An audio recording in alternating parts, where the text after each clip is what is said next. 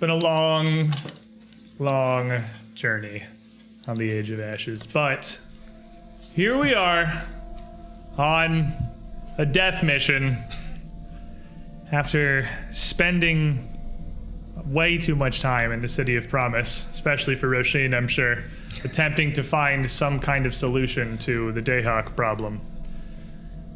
Finding allies to help us conduct a ritual to transport all of you bodily into this space between worlds, into the heart of the magic that powers Alcida's ring, into this demiplane, this nexus where everything is connected, where a very similar ritual banished Dahak generations ago. What are we gonna do in here? Well, we're gonna kill God. That's actually the plan that we have agreed to at this point. That's where we're at. Yeah, I mean, it's like the Batman. I haven't found the power of friendship yet. Well, I don't think any of us have. That's because if someone annoys you, you just cast Nightmare on them every single day. He's not wrong. you better get lucky. Your time here might be limited. Let's take it down, Rez. The end is approaching. As we come in today to Alcida's Landing, this central hub of the entire Iodara network here, where we had arrived and fought some strange insectile creatures. I think Florida mosquitoes is what we went with. Yeah, that's what they are, yeah. Tracks. We had seemed to secure a small amount of safety for now, only to discover that our influence was not the first to arrive at Alcida's Landing. Rising up from the corpse of the one of these creatures you had slain, throughout a spread of hair-like, wispy, yellow fungus, was a hand, and then a white-haired, dark-robed figure. The pale face of Omareth rising up from this void in the floor before everyone. He climbs up, seemingly physically before all of you for the first time. This is no dream. This is no projection. You are not, so let me clarify, projecting to Alcida's Landing. You are here. That ritual was planar travel, and Omareth, too, seems at least to be here physically. Let's cross the party. Well met, sir. Followed the breadcrumbs out, did you? Indeed. Your path was adequate. Thank you. You're not quite a Galarian, you know. There are further steps to be taken, and there is yet more to uncover. I have done a lot of research about this Iodara, Alcida's Ring, Candelarin. Question. This is Alcida's Landing, correct? Such as it is, near as we can figure out. Maybe? More of a mirror of it, I suppose. Yeah, that Possibly one. In the, what'd you call it? If you turned it inside out, perhaps. Yes. Theory. This room, this central chamber, holds the energy, anchors the demiplanes through which all of the other way stations, I believe they're called, connect. All the passages through these gateways around Alcida's Ring and around here. And he looks over towards Lotus Gate, past the group of you, this collapsed hole in the wall that leads to this greenery and this dim light beyond, looking like maybe just minutes before sundown. That is damaged on your plane, is it not? Just so. Then a hypothesis. The damage to the physical structure of Lotus Gate back in Alcida's Ring has destroyed the demiplane that Lotus Gate Way Station was once connected to, collapsing it back into the plane that Alcida's Landing holds. I believe that to be the way station that door was once connected to. Huh. That would make sense. Would it mean on the other side of it we'd actually be able to get over to Kionan then? I'm not sure if it would have another side. It's entirely possible the destruction of one end of the gate may collapse or at least unpower the other. With the way station gone, there's nothing left for it to link into. This magic was primitive, experimental. Don't think it would have been powerful enough to keep a link when the destination changed plans. Well, at least it doesn't prevent other travel, as Esva steps in where Kalinar was standing and just tears some fading web off of his arms. Oh, goodness gracious. Hi, Espis. You've gotten quicker about that. Is it easier to travel here? You could say that, only because it's more urgent. That's not a good thing to hear. Pharasma, I think we're should've- closer to midnight. You should have gone to the bathroom before you left if it was that urgent. Vazgorlu. Question: do these creatures come from Lotus Gateway Station? Not unclear. They What were did- here They were here when we arrived, and immediately attacked us. What did you call them? Vazgorlu. That's They a real are word? Denizens of the astral Baz? plane. Asgorlu. Strange Astral plane. creatures that feed upon the very energy that also this ring draws from. How They- fascinating.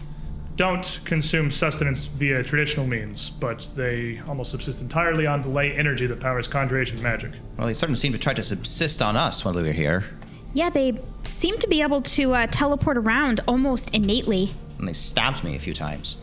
Their Yes. understanding of the space between planes, of the astral and ethereal planes, is more complete and more thorough than most mortals' understanding of their own material plane. They can step through them at will with ease. Well, they stepped through them well enough and backed off when they realized they were overmatched. That shouldn't be enough for them to arrive here, though.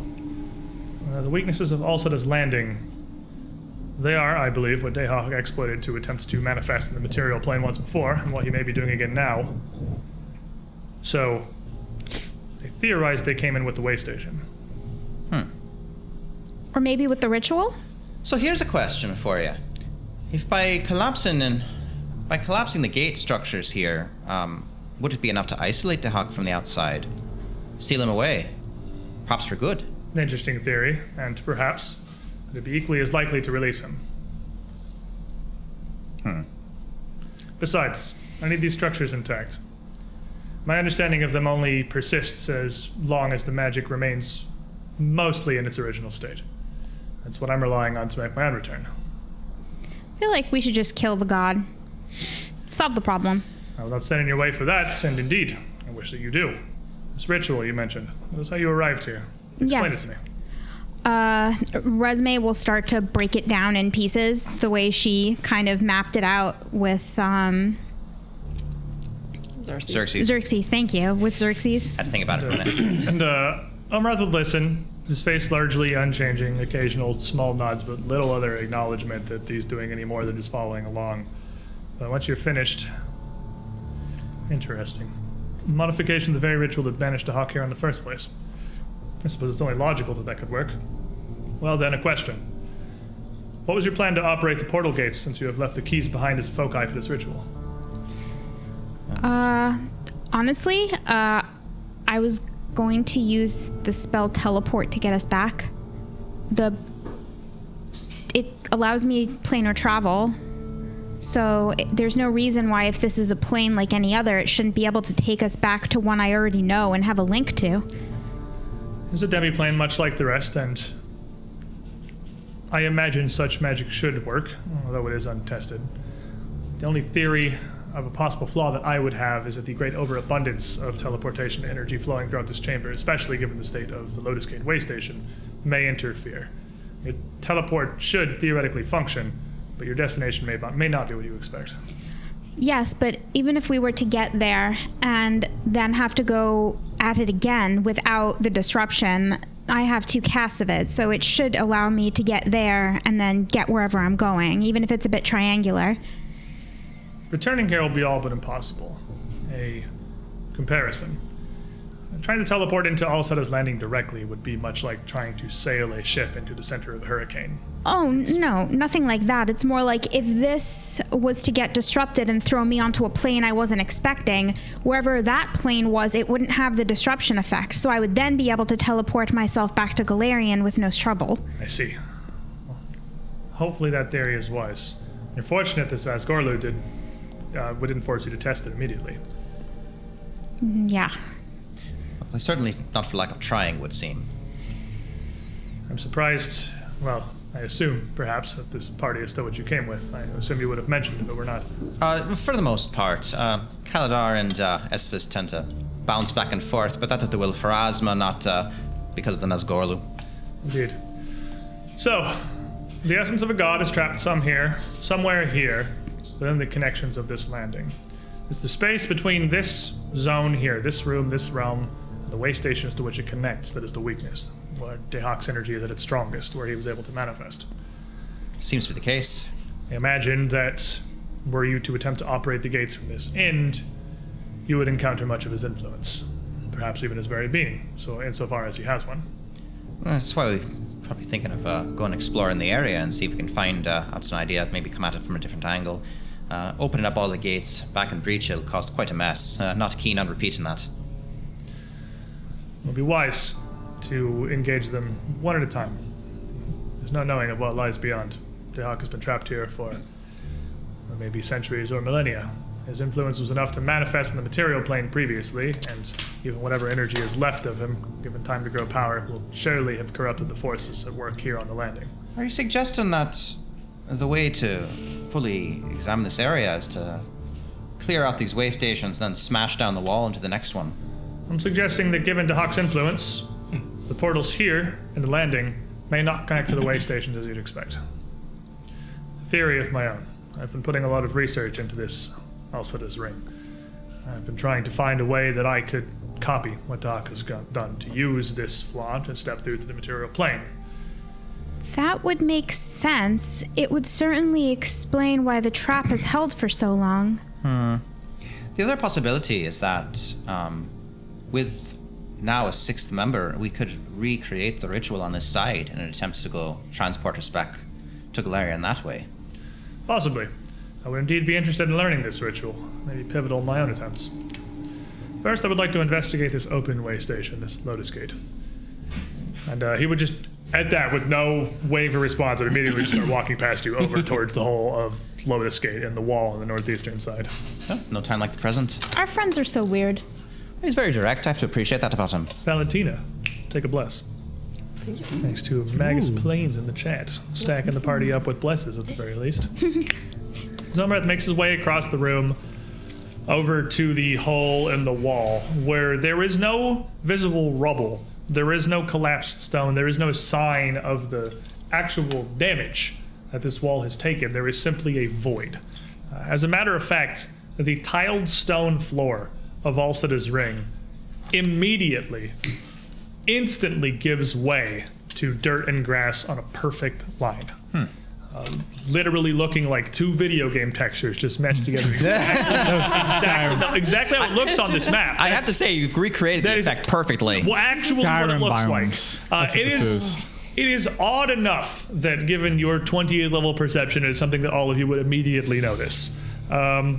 So too would Omareth as he approached, and would stop at the line and put a hand out, his palm extended and flat, and then just sort of move it around, seemingly near perfect alignment with this line on the ground, as if he was almost like miming a glass wall.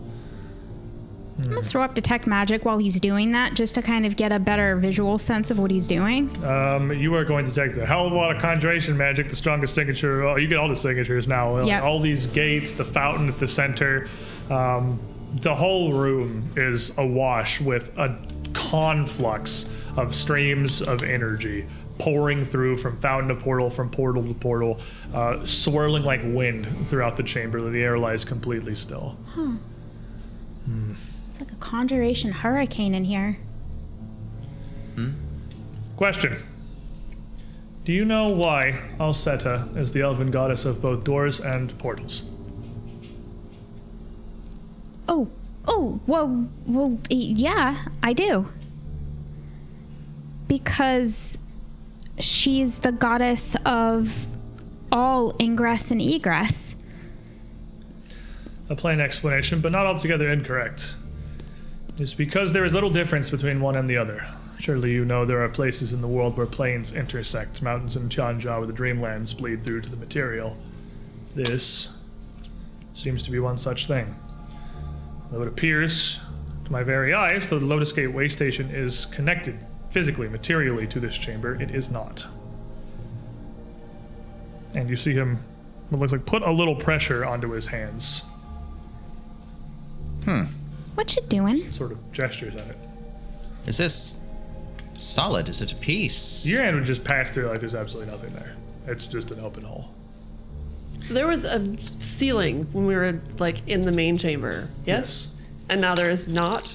As you go through into there is still, as you get closer, a ceiling in the room beyond. It is kind of a large cavern with more natural walls that are painted with an array of foliage and tree trunks, almost to look like the enveloping trees of a thick forest around you. But the walls and the ceiling, the painted, colorful canopy, and its birds and creatures above is certainly a cavern. Okay. So the walls are painted like trees, yes. Okay. But the way station you can see beyond is not actually just open into the grass. Okay. Miss Rasheen, is your friend here a mime? Well, if he is, he's quite talented at it. He's very good at it. Is your presence bound in the way station? This may be as far as I can progress for now. Whatever plane that the way station seems to have been connected to, this point of transmission between the two seems to be about as far as I can pass myself. As I said, I'm bound not to the way station, but to the patchwork of Carcosa. The fact that you have been able to pull me this far, Roshin, is a testament to your own power and spellcraft. You might need this then. She'll reach into her bag and she'll pull out a harrow deck and she'll toss it to him, just in case you want to play some solitaire while you're mucking around. If you get bored. Till we're back. And he will just kind of tuck it into his robe. Well, what lies beyond? It's interesting that I can see this way station. Vision is physical. Light moves through the air as much as any other object does, and the fact that it's able to reach my eyes with no flaw, passing through whatever barrier this is, though I cannot pass physically myself, is intriguing. And he pulls his hand back and just snaps, and you see ice kind of cover around his fingers, and he just kind of casually flips forward a little ray of ice just right before him across the threshold in the grass, where you see the spell shoot right through and just freeze a small palm-sized patch of grass on the other side. Interesting. You sure you've been able to pull yourself all the way here? You're not missing a piece stuck out in the ether anywhere? Got a foot on the network, do you? I'm not sure. It's a shame to lose your insight and your advice at this stage. Well, for the time being, I certainly have no wish to leave Elsida's ring, so an offer. I'll remain here, should you need my insight or assistance. I can only imagine that in your investigation of the various way stations connected to the landing, you may be returning here often anyway. That's true enough. Fair enough, then. If something should come up, we'll come back and talk to you. If you don't mind all, I know it's kind of superstitious or what have you, but would you mind if we went through the gates in the exact same order that I went through them? Well, that we went through them? Well, the other gates are made of stone right now. Lotus is the one that's open. But I don't want to go through Lotus Gate. We never went through Lotus Gate before. I don't want to go into, like, the Great Beyond. Well, that means you have to go through the gate we haven't gone through yet, and then you go through them in order. He does make a point that it makes sense to complete the cycle before you start. Oh, yeah, I'd have to back up Raz on that one. Ooh, I guess so. We'll go to Hunter's Gate after we finish this up, and then it's the whole cycle all over again. Okay, that'll make me feel better. So, as you step through the hall to Lotus, through where Lotus Gate once stood here, into this grass beyond, Omareth stands continuing near the barrier here for a moment before turning and heading back towards the central fountain. You step into the room, the grass and dirt underfoot feeling just like they would outside, and interestingly, as you take just 2 or 3 steps beyond, you see the ceiling of the cavern fade away and open. You see it not like further within the cave, you see it transform above you, before your eyes, into an actual lofted canopy up above. Leaves blowing gently in the wind, blue sky visible through the gaps. The painted trees and foliage around the walls seem to coalesce into a seemingly impenetrable but clear wood line around the outside of this path. A few of these trees even supplanted out a little beyond, in and around the walkway, visible in the path before you. I knew it. I knew if I just like ran at the wall, it would turn into like the Roadrunner and just like I'd go straight through it. I thought about it. An absolute reverse Wile E. Coyote. Yes, you walk into with a painted wall, and it is an actual thing. Before we go any further, I feel like we should all choke down some medicine. Oh, yes, actually, that would be great. Come to think of it. What are we up to? Like 50 a pop now with your updated ones? Yeah, ish. 2, please. Yeah.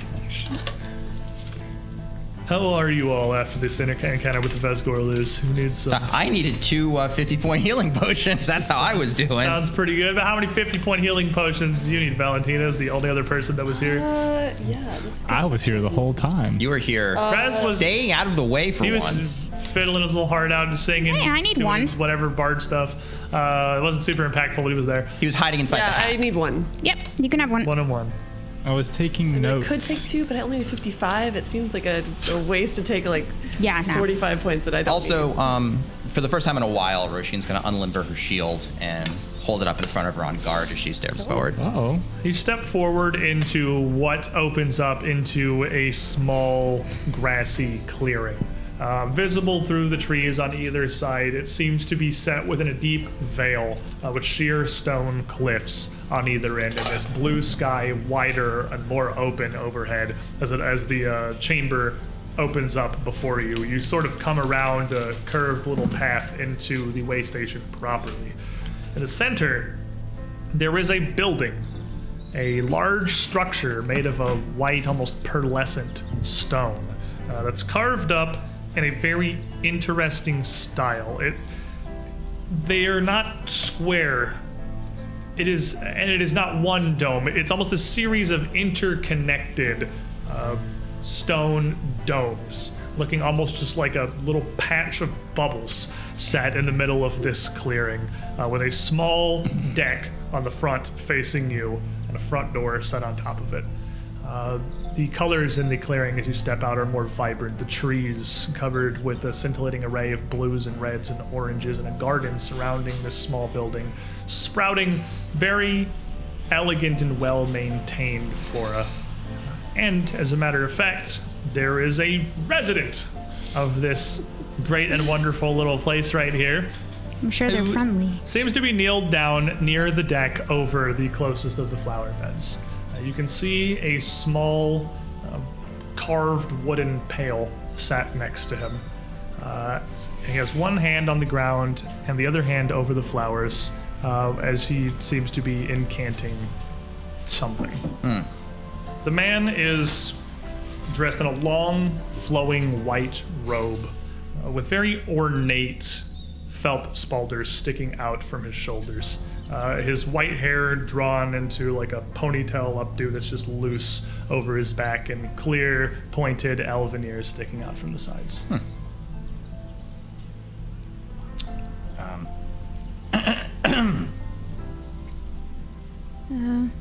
Hello.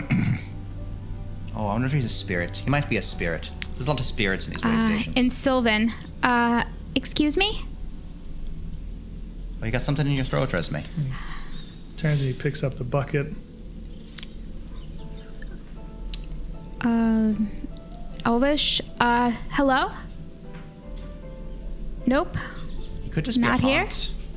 As you approach up, are you approaching, or are you just trying to get his attention from further back? Well, I mean, if we don't get any luck, I mean, I'm also continuously casting Detect Magic as my exploration activity, so You are still detecting just a whole lot of conjuration energy, but you would also detect a what else would this be? I would say this is certainly strong aura of necromancy over this figure that is set outside the building here. As you come around to the front, he appears to be a rather like almost dark olive-skinned elven man. Smile on his face, not wide but content, as he sits tending to his little flowers here with whatever small magic he seems to be emanating out from this hand. You can see his lips and his mouth moving as if he's incanting something very softly, but you can't hear any words coming out. he's emanating a very strong field of necromancy. He may not be alive. Well, of course not alive. No elf, even with the longest lived of them, would have survived this long, being sealed away in Asata's gate. Do you think he could be the ghost of Candelarin? I see his mouth moving. Is he incanting? Is he incanting in a language that's understandable, or is he incanting magic speak? He is clearly canting magic as you look at him, and it's your super legendary occultism rat at this point. Reading his lips, these are very simple enchantments and abjurations and evocations that are. He's literally just tending the flowers. Yeah, I figured. Like, if there's any like crazy subtext here, you can't pick it up. After make me perception checks. Whoever wants to be seeking and not doing something else right now. I'm gonna stop detecting magic once I have got an idea of what that is. Is my heroism off from the fight with the Probably. things? So sad. I am currently recalling knowledge and humming a nice little ditty Fair for enough. inspired defense. I assume that's just being a sneaky boy over there. Sneaky Always, scouting always boy. sneaking, always scouting. I have 31 for perception. It's very sad. What'd you roll? A 2?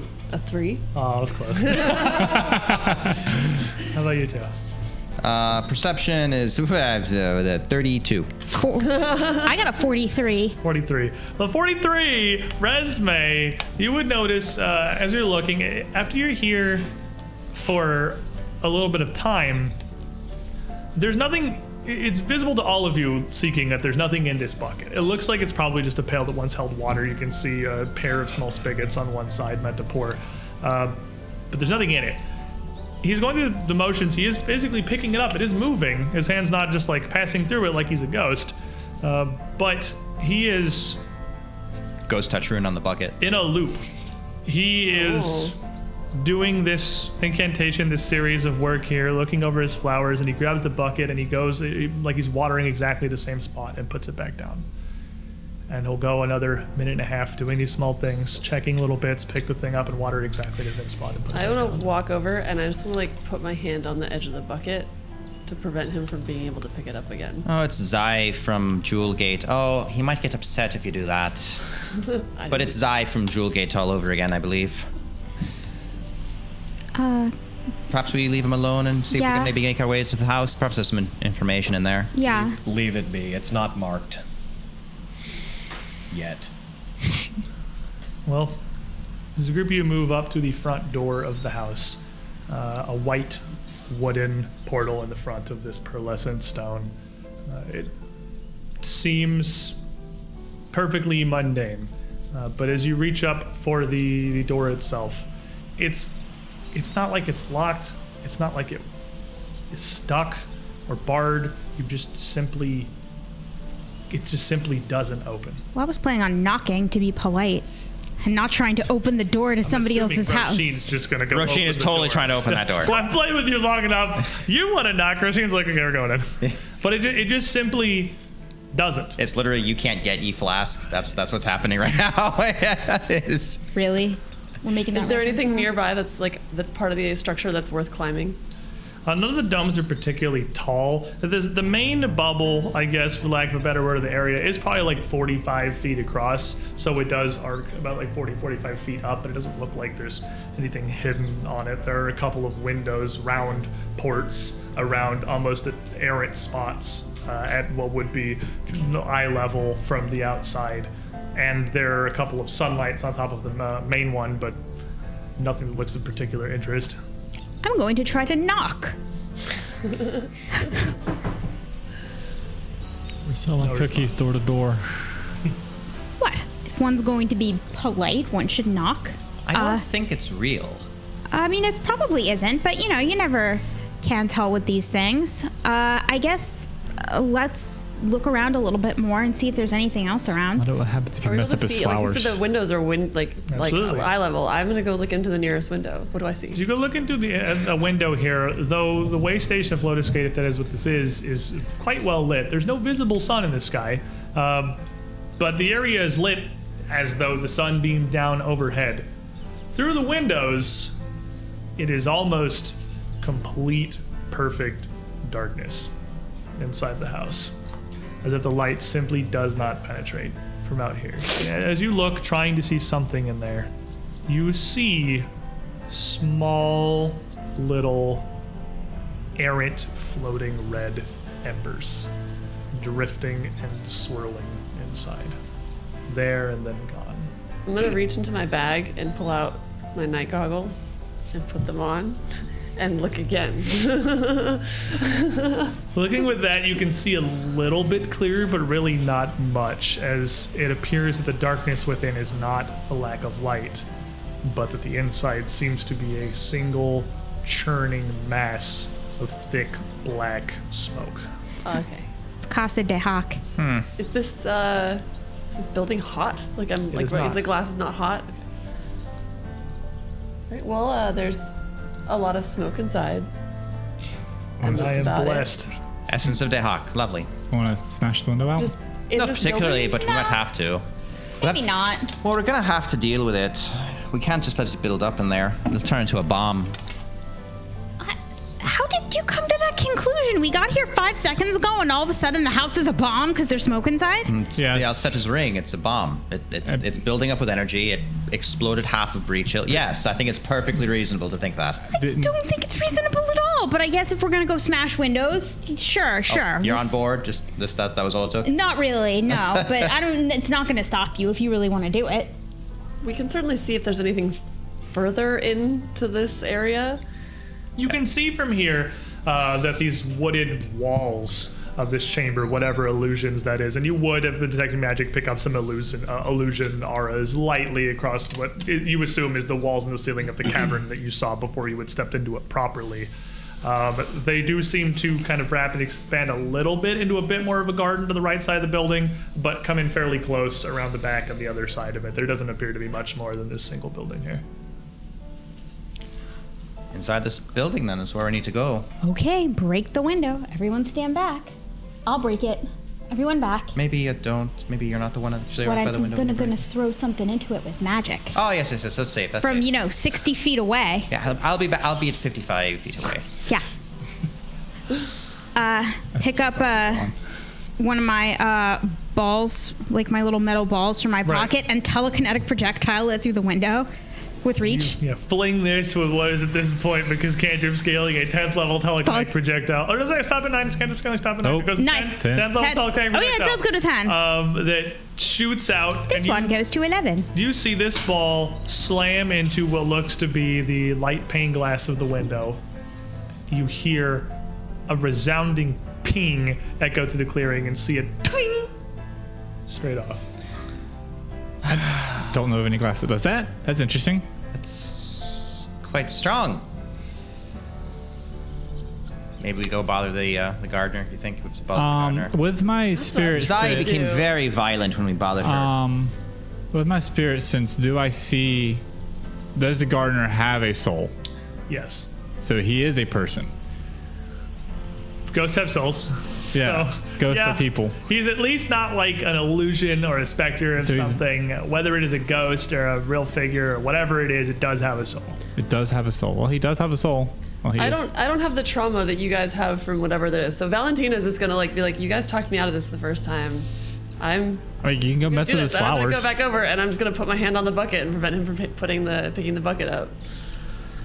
As you go, waiting for him to come around and reach for this watering pail again, you just kind of hold the bucket there. And he reaches over and grabs the bucket and pulls back. And you feel it. You feel like this little force of his hand, not much. He doesn't try to rip it away from you. But he pulls just as he had before, and you see his hand just kind of slip on the edge of it as you're holding it and stop him. He just does the motion like he had the bucket in his hand, but it's still just on the ground when Hey. you're holding it. Give him a wet willy. No one likes a wet willy. That's not okay. What? We want to get his attention. Well, mess with his flowers. That'll probably do it. I think giving him a wet willy is much nicer to the flowers. Esphus, go mess with his soul. I am not going to mess with his soul. As I said, he is not marked. Are you yet. trying to help? I can't tell. Roshin, question. What? Yes, Omareth. Could you return to the landing for a moment? Give me a moment. Awfully convenient that he is stuck over there, you think? You come back over and you see Omareth standing just outside, hands folded before him. An observation. The energy connecting Lotus gates to this landing here is identical to that is linked to the rest of these stone portals. I do not believe you will need a key. From here, if you're able to step from this landing into the Lotus Gateway station, I believe you could do the same to the seemingly stone walls of the rest. I have tried it, made no headway. Have you ever thought the reason why you couldn't step through the stone wall is because it is a wall that is made of stone? Have you considered the realm you now stand in as something more than that? I admit the possibility. We could certainly try it out, but at the meantime, we're trying to work with a hut that is probably a sealed nexus of Dahak's power. We're trying to open it up, and it's proving a bit of resistance. Then advice. If this destroyed way station seems to harbor an amount of his power, and may very well be how his essence leaked through the breach hole in the first place, I would advise investigating perhaps some of these other way stations. See if there's anything you can do to reduce his influence or his power before you set him free entirely. I told you so. Just saying. Can you hear them right now? She actually can. She's in my head. Oh, that's right. Right. See? I knew it was a reason to ask that question. I just feel really kind of chuffed right now. Yeah, all right. And a further observation. Do you mock my theory of these portals around the room? This simple open space before me is as much a solid face of stone as the rest of these are. As far as my interaction with it is concerned, this may very well be a gray wall. You stepped through it with no effort. I see no reason the rest would be different. Something to look forward to, perhaps, and perhaps something to try out. I like it better than trying to just bang aimlessly on the wall of this place. Very well. A moment. Everyone.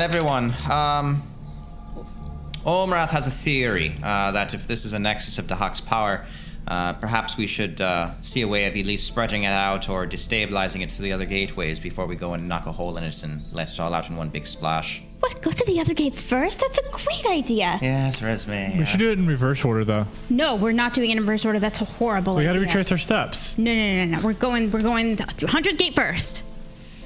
You just immediately walking back out to the landing and over towards Hunter's Gate.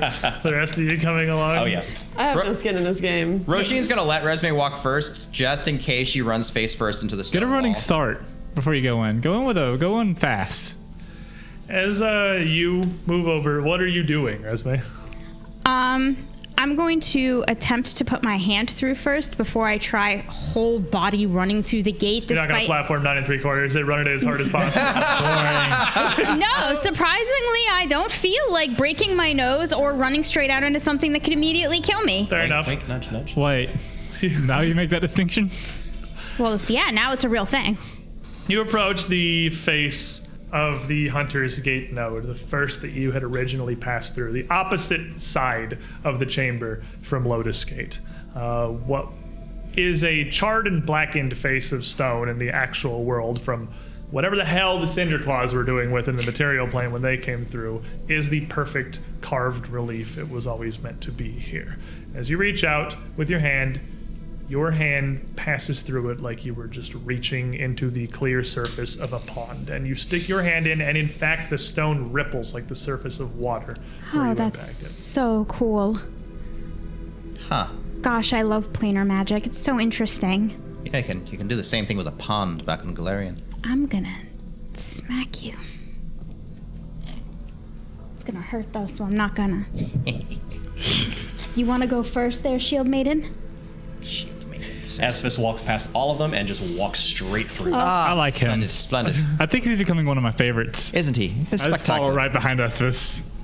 What are you all doing? Exploration activities. I'm going as to you wait head for a through the count of portal 6, here? just long enough for Raz to worry about whether or not we're actually... Raz isn't worried. Your exploration Okay. activity is pranking.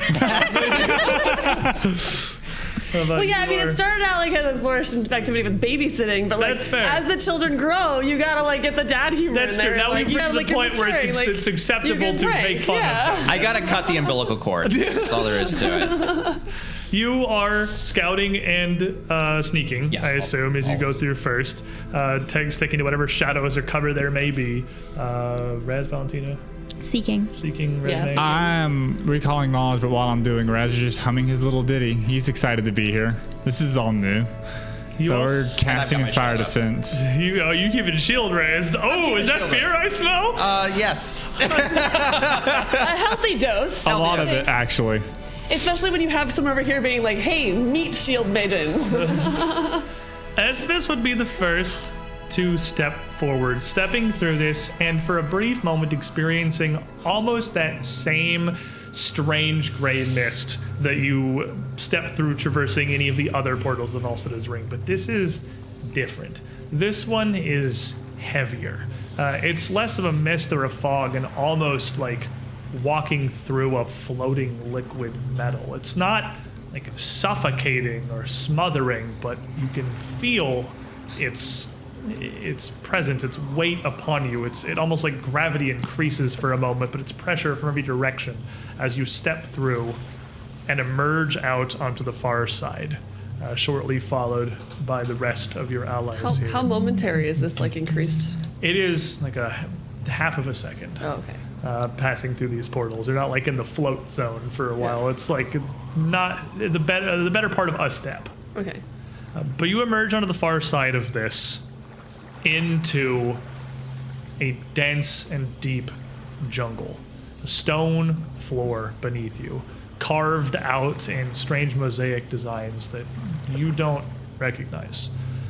The jungle around you at first seems to be off in scale, as if it was compressed downward, but you realize quickly after arriving on this wide, like 40-foot wide platform that you're on, that you are on perhaps the top of a temple or something. You are some ways up from the jungle floor, and the light around you streaming down from the heavens and from around is a red and orange for a pair of reasons. First, the sun is about half occluded by the moon, beginning a lunar eclipse in front of it, shading the skies with a blood red tint. And second, the jungle around you is aflame. The treetops burning, smoke rising up in pillars of varying thickness from the distance. In the center of this platform, you can see that it extends out, widening into a large, almost like trapezoidal platform with a final extension at the end of a set of very wide, very shallow stairs to a stone altar of some kind, some 150 feet away. And even from here, you can see this entire structure is built atop a river, some 30, 40 feet down below you, the banks of which are strewn with the bodies of dead elves, drawn about in leathers and hides, much like you'd seen the Ekajai warriors wearing back in Akravel. Are we on top of the Cinderclaw Fortress? It does not look like the Cinderclaw Fortress, and the Cinderclaw Fortress stood amidst a swamp. This appears to just be a single river piercing through the jungle, and the Cinderclaw Fortress is kind of like a large skull.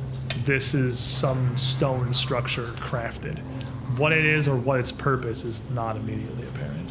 Oh, this is lovely. I do not know this place. I don't either. If we watch the fire for long enough, is the fire looping?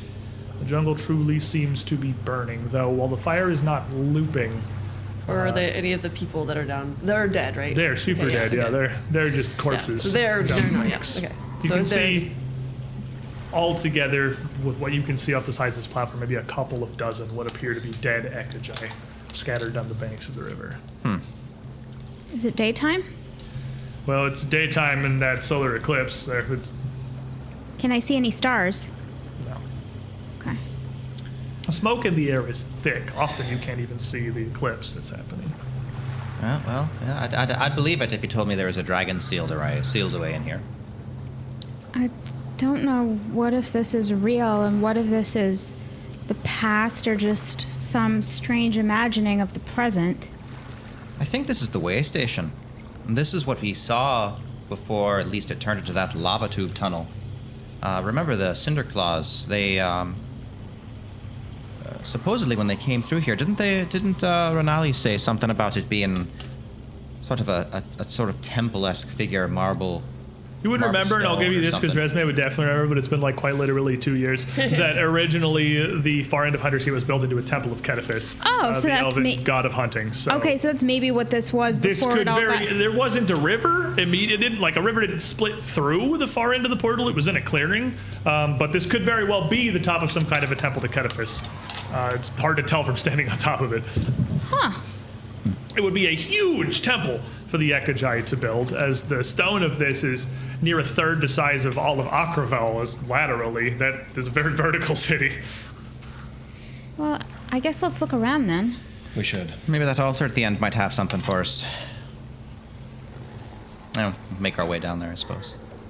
You make your way down these incredibly wide, shallow steps to this main platform, and you can hear little more than the crackling, roaring of the fires around the jungle and the rolling smoke overhead. The river itself even seems to lap near silently as far as it is down below you.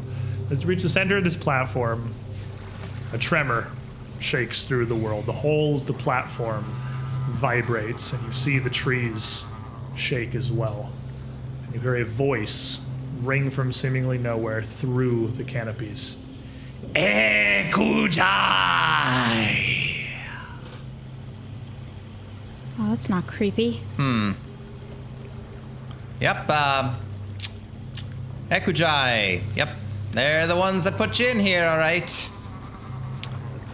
Ooh, you must be so upset. None of us are Ekajai. None of us are Ekajai. No, none of us are. I don't know that the fire cares, though. I'm very much not an elf. But you are quite flammable. I'm very flammable. Getting closer on the platform here, you can see that on the altar at the far end, there are two items sat atop it. There is what appears to be a mostly charred but otherwise intact elven skull next to a single, like, woven band of what looks to be branch and vine, accented with small pieces of jade. Does an elf skull have, like, really big eye sockets? Because the ears are obviously not there, right? Yeah, but, like, probably, because they have those giant alien hole eyes. Yeah. I mean, I just assume it would look different enough from a human skull that you could tell at a distance that it was probably elven. But maybe it doesn't. Maybe it just looks like a human skull. I figured they were biologically different enough you can tell it's an elven skull. But yeah, I guess big old eye holes, probably. They've got those hollow bird bone type things going on. Since Yeah, probably a lot lighter. Yeah. It's like a kind of elongated almost. I guess they have those, like, angular feature things. Yeah. Reach out and touch the braided head. You all make your way up to the altar here and touch this. It looks like a simple piece of Ekujai jewelry, perhaps something that they would make. It is remarkably unscathed, and a stark contrast to this charred skull sat next to it. As you get to the altar, the world shakes again, and you hear this voice once more, Ekujai! Raspy, rattling, but heavy. And you see the tremors cease where you're standing. Off to the left of the platform, you can clearly see there is still some big motion going on in the trees there. They continue to shake and move. Oh, something big's coming this way. Yeah. I don't like that. Is there any cover? I'm just looking around. Nope. It's like... Super not, no. Oh, It's a pretty open platform. If this thing's big There's enough- the altar in front of you. This is basically like a dinner table if this thing's big enough. You see a shape. Through the thick smoke, it looks rounded, but it's difficult to tell what it is. And it rises up, visible above even the point that you're at here, some like 30 feet above the ground below. It doesn't look like the ground slopes up there. It looks like a massive ball or balloon of some kind. As the smoke wavers and blows a bit, you see bleached white bone of an enormous skull. A skull alone the size of the building you just saw in the Lotus Gateway station rising up. It's the Stay Puft Marshmallow Man. At the same time, you start to see a quartet of figures materialize on this like trapezoidal platform you would just pass. At the four corners of it, spectral images of Ekajai elves, their hands folded and their heads bowed, chanting, start to manifest. Their forms wavering, their features somewhat indistinct as they slowly start to gain a little more rigidity, a little more detail. Is this repeating the ritual? Possibly, but I think that's a real piece of Dahak's essence that's trapped in here. If we take it out and break it apart, it might lessen the effect in the other gates. Okay, let's go break open the head bone. This thing is some like 80 feet away, and as it rises up here now, you can see the whole of this skull a little above the canopy of the Mwangi jungle aside you. Two skeletal hands 12 feet out in front of it. Fingers splayed, rising up about the level of its shoulders. As it starts to, it moves and takes one big step closer to the platform, covering like 50 feet in this single stride. Stepping immediately into view, you see a huge skeletal figure. It is adorned with all kinds of golden jewelry, pieces of armor, and various accoutrements. It has a huge gorget and set of pauldrons that wing out far to the side. Massive, thick, gilded bangles stretching the size of one forearm and a series of them on the other. A huge golden belt with plates drawn together like scale mail dangling freely down its legs. This creature, whatever it is, steps forward and raises one hand up, and you see from the very front. Is that the he right looks scale? like that. Okay. He's probably about that big, realistically. You see it raise up a hand towards space before the platform. It's clearly not towards the group of you. It's towards a little further down the river. And an even more horrifying sight meets you as you see there is what appears to be a huge eyeball in the center of its palm, another in the joint of its elbow, the sockets of its skulls completely empty, save for these smoldering flames and this smoke that rolls down the whole of its skeleton. And as it raises its hand, this huge crowned headdress and kind of rises up at the front of this platform behind the altar, almost like the massive wings of an organ around this platform that you're all on. And it pulls its hand back. The headdress moves up towards it. It puts it on its head. And now it looks like that. Huh. I don't think I have to wait for that thing to get marked. Valentina, can you fly? Ekujai. While it was walking up, I was reaching into my bag and I pulled out a feather and I just like tucked it into my my It's hand not wraps. hurrying. You got like I was whatever like, well, I time didn't know. you're not- If it's covering 60 feet in a step, that is what I'm doing then. I'm taking a true. feather out of my bag and I'm tucking it into my hand. Krogox. Casting magic on myself. Can you fly? You might need to. As you cast that, it focuses attention down towards you. Yes, ha! Magic. I'm going to get far away from that thing. No, we're not. It raises a hand and just points and looks upwards towards the sky, towards the eclipse up above, where you see now the moon has almost fully moved in front of the sun. And as it points, it takes that last little step, the full that's not ring of good. the sun completing. The sky immediately shifts from orange to a complete blood red, and you see flames burst to life in the eye holes of this thing's skull. I'm gonna cast impeccable flow. Fools, your ritual on the hour of the eclipse.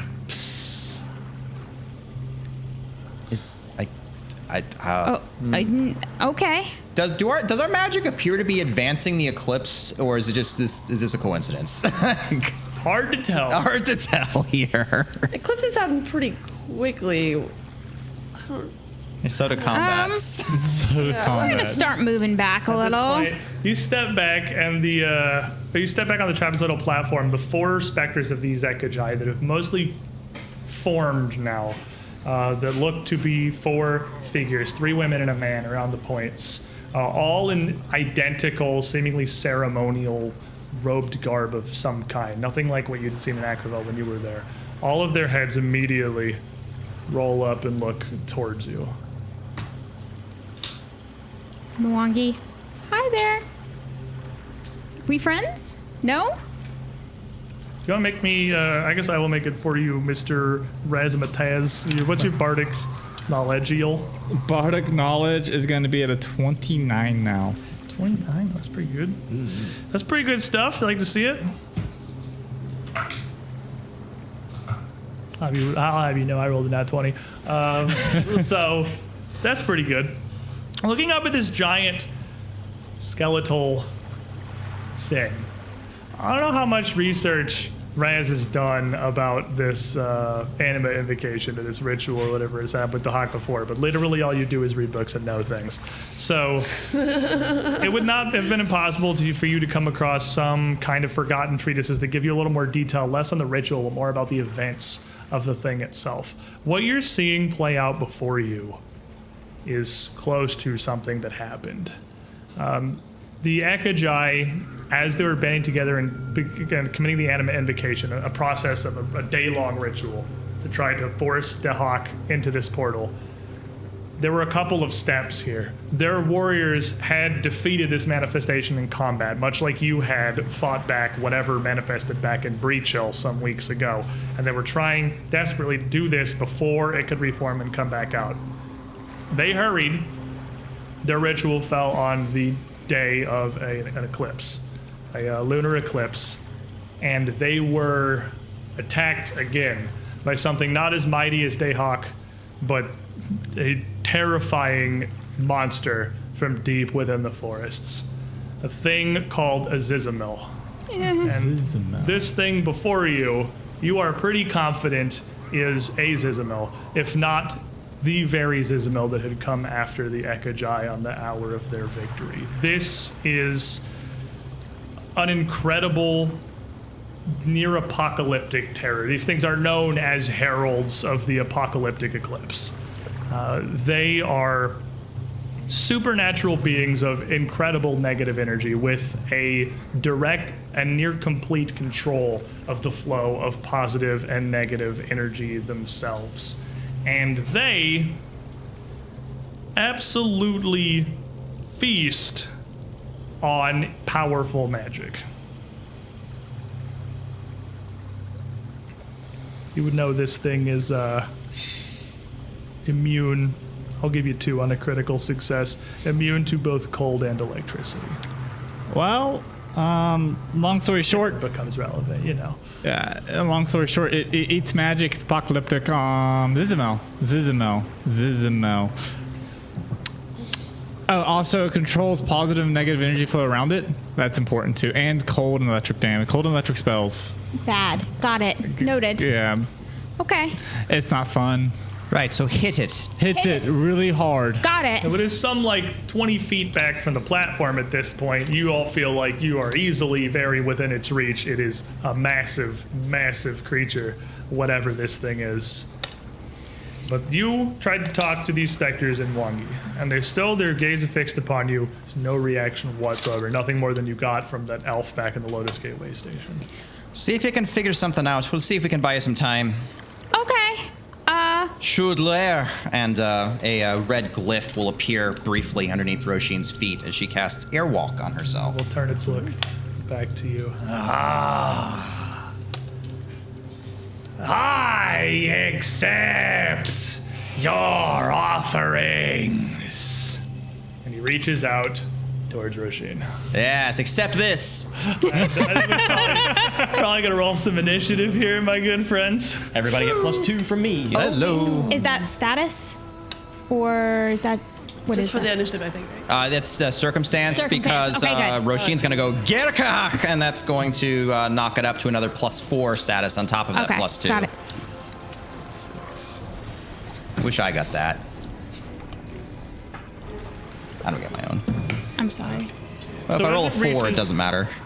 As it reaches, and as Resume, you're trying to interact with these spirits here, you see its face start to like warp and contort, first in terror, but then in anger, as its features start to almost fade and collapse away entirely, leaving this just mass of darkness where its head once was, with two little burning blue lights where the eyes were. It's the visage of its garb appears to fade and jumble and almost fall back like how they had first appeared, fading back into just a vaguely humanoid shape, still with some drift like it was a cloak around them as they almost devolve into these barely humanoid specters.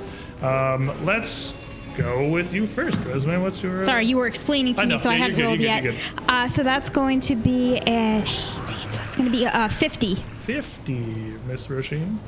Roisin is going to get a 36. 36. Rez, 40. 40. Smack in the middle. Esvus. 58. Ranger's back. Valentina. things. 54. 54. All right. So we're in here. 36. 58. The duality of man. This Zizimal is not in a huge hurry. He's actually only going to get 39. He doesn't seem to be moving with great haste.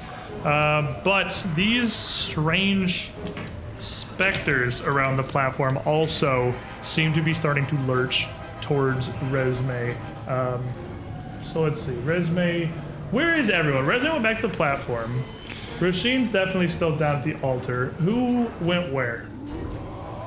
Versus the altar. Did anyone go with Resume, or is she just up there? I would be halfway down the steps. Esvis would have gone with Resume. Figured you probably would. Figured why I'd ask. Sure you wouldn't let her go out there by herself. Yeah, no. Take my big angry skeleton, man. Nearly big enough for this. I'll put some lads around here with some weird Ekagi specters. And our weird Ekagi specters are going to get a 48. You got a 50 something. I got a 50 flat. You got a 50 flat, so they're right in here. Oh, that's what I like to see. It's a rare sandwich. Us going first. All right, Esvis. So the specters do appear hostile towards They clearly something bad is happening with them, and they're starting to move towards Resume, and they definitely look like they are not friendly. Got it. So starting things off as a free action, hunting prey to the northmost specters. Okay. Esvis is going to first stride back to give himself to be behind Resume, so there's 30 feet in between everyone. Unless the squares are more than 5 feet. Like They are 5 feet. They're 5 feet. Okay. So yeah, Esvis is going to. Actually, I'm going to use a skirmish strike. So I will first step behind Resume and then attack the northernmost specter. So Esvis just immediately draws an arrow to his longbow, and it just gets wreathed in white hot flame, and he just takes aim and takes a shot. So this one is definitely prey. That will be a 55. 55. I do have a bless if it matters. 55 is absolutely going to critically hit the specter. 55 better. You rolled a Or nice. else we all go home. Is. No. We all go home. 55 is going to critically hit because Incorporeal is no longer immune to crits, and I really like how many things are not immune to crits in second edition. Nice. All right.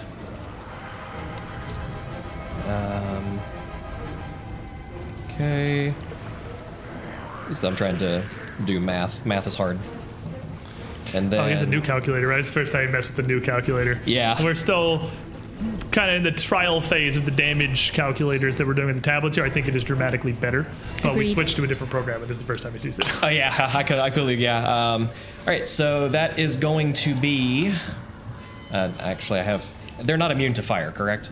No. Okay, awesome. It's the best thing I've heard all day. All right, so this particular is going to take 111 holy fire damage from the critical hit. So you see this arrow absolutely just blast through the first of these specters. And it is a specter, so the arrow shoots right through. But the holy energy and the fire wrapped around this arrow, this magic that you have, punches literally a hole through this specter, ripping a huge amount of its form back with it. It's definitely like resistant as a ghost, but it's gonna take most of that. It's gonna take a lot of that for sure. Okay. And then just in one smooth, fluid motion, is going to do the Hunter's Flurry strike and just pull 2 arrows at the same time between his knuckles and send them spiraling towards the same creature. All right. Just roll both his attacks. Yes. First, then we'll get the damage. And his prey, so plus 34. A 49. 49 will hit. And a 40. 40 will not. Okay. All right. So, it also is taking 15 persistent fire, if that matters on incorporeal creatures or not. Yeah, it's magical fire, so it can work. Okay, so then another 34 magical holy fire as just these arrows are wreathed in that white hot holy flame. Now that one, your first shot hitting absolutely beautifully. The second one ripping through, you're not going to see doing nearly as much. But with the two of them together, this first of the specter is up on the northeasternmost of the platform, is sort of phasing, and normally you fought some specters and ghosts before at this point. You see them start to lose their essence, start to lose their form, become more transparent, start to lose their shape, they become blurry and less rigid. This seems to be literally flickering, as if parts of it are blinking in and out of existence. So various bits of this specter, parts of its face, pieces of its limbs are shifting and blinking around slightly off of where they're supposed to be, in and out of existence rapidly. Okay. That is the end of my turn. And that will bring us to Valentino. All right. So my bouncy self is gonna just jet all the way down to the one that is the furthest to the south of us. Big and can make it in a speed. single, like, Absolutely can. Very fast. Skipping. So they go, yep. So I'm gonna flurry maneuvers, and so the first thing I'm gonna do is I'm just gonna like lunge at this thing, hoping that it's corporeal enough for me to be able to grapple it. And ooh, it's pretty good. 36. So 54. 54 will critically succeed, but as you go to grab it, you see much the same thing as Esphis did. Your arms are definitely just going to pass through it, but they're going to rip a lot of its essence with them. It's not physical enough for you to grab on, but it's physical enough that does some damage. You're only like half of your normal unarmed attack damage, because that's still a pretty big force that you apply to the specter here. That's a bear hug. Does that Like getting it's hit got by holy a linebacker. holy acid serrating. All those. Not serrating, but holy and acid. Okay. Because serrating is the type of bleed, right? What's that? Is serrating bleed, or is it just slashing? If it's just Slashing. slashing, that too, Just yeah. slashing. Then, It's just then all of slashing. it, yeah. It's just Yeah, slashing. okay. Yeah, it's definitely 18. like getting tackled by a linebacker. 18. But as you pull through, it's not going to take much. You're going to see almost like a wisp, like a puff of smoke pull out of this. It's not going to do nothing, but it's not going to do a lot. It is quite resistant to just like physical means of attack. And I'll give you this one because it's pretty good Pathfinder. Ghosts pretty heavily resist basically everything that isn't specifically anti-ghost, which is like force and negative. So your flurry of blows allowing you to combine 2 attacks to overcome resistance is going to be really big for hurting these. Okay. So I'm just gonna like try to grab it again. Oh, I like hit. I don't know. Like, would I guess I would know that. You would know you're definitely not going to be able to grab onto it. You Hitting don't have- versus grabbing, would they do the same amount of damage? Like. No, I gave you half because like you weren't really hitting at it. You were just trying to hug it. It's Okay, a so little hitting- damage. You could attack, you would just get all of your damage. Oh, okay. All right. Yeah. You are an absolute champion, by the way, for being here in like 20th level Yeah! Giga encounters, and you I know all the rules. you have like Minus 3. some Pathfinder combat experience. A That's a legend. 30. That's a 33, which is I'm guessing not. 33 is not going to hit it now. My whole plan fell apart because I can't grab it. You're hoping to get some frustrating. ghost flinging going What's on. that? I was assume. totally gonna fling that ghost off the building, but apparently I can't. It saw right through your plan. I saw right through it. Is that it for you? I get like I have another like. No, you just roll it so you get 20. Fish for crits. Fish for 20s. 20s happen. No, it didn't hit the last time. It's not gonna hit this time. Resume. Allegro!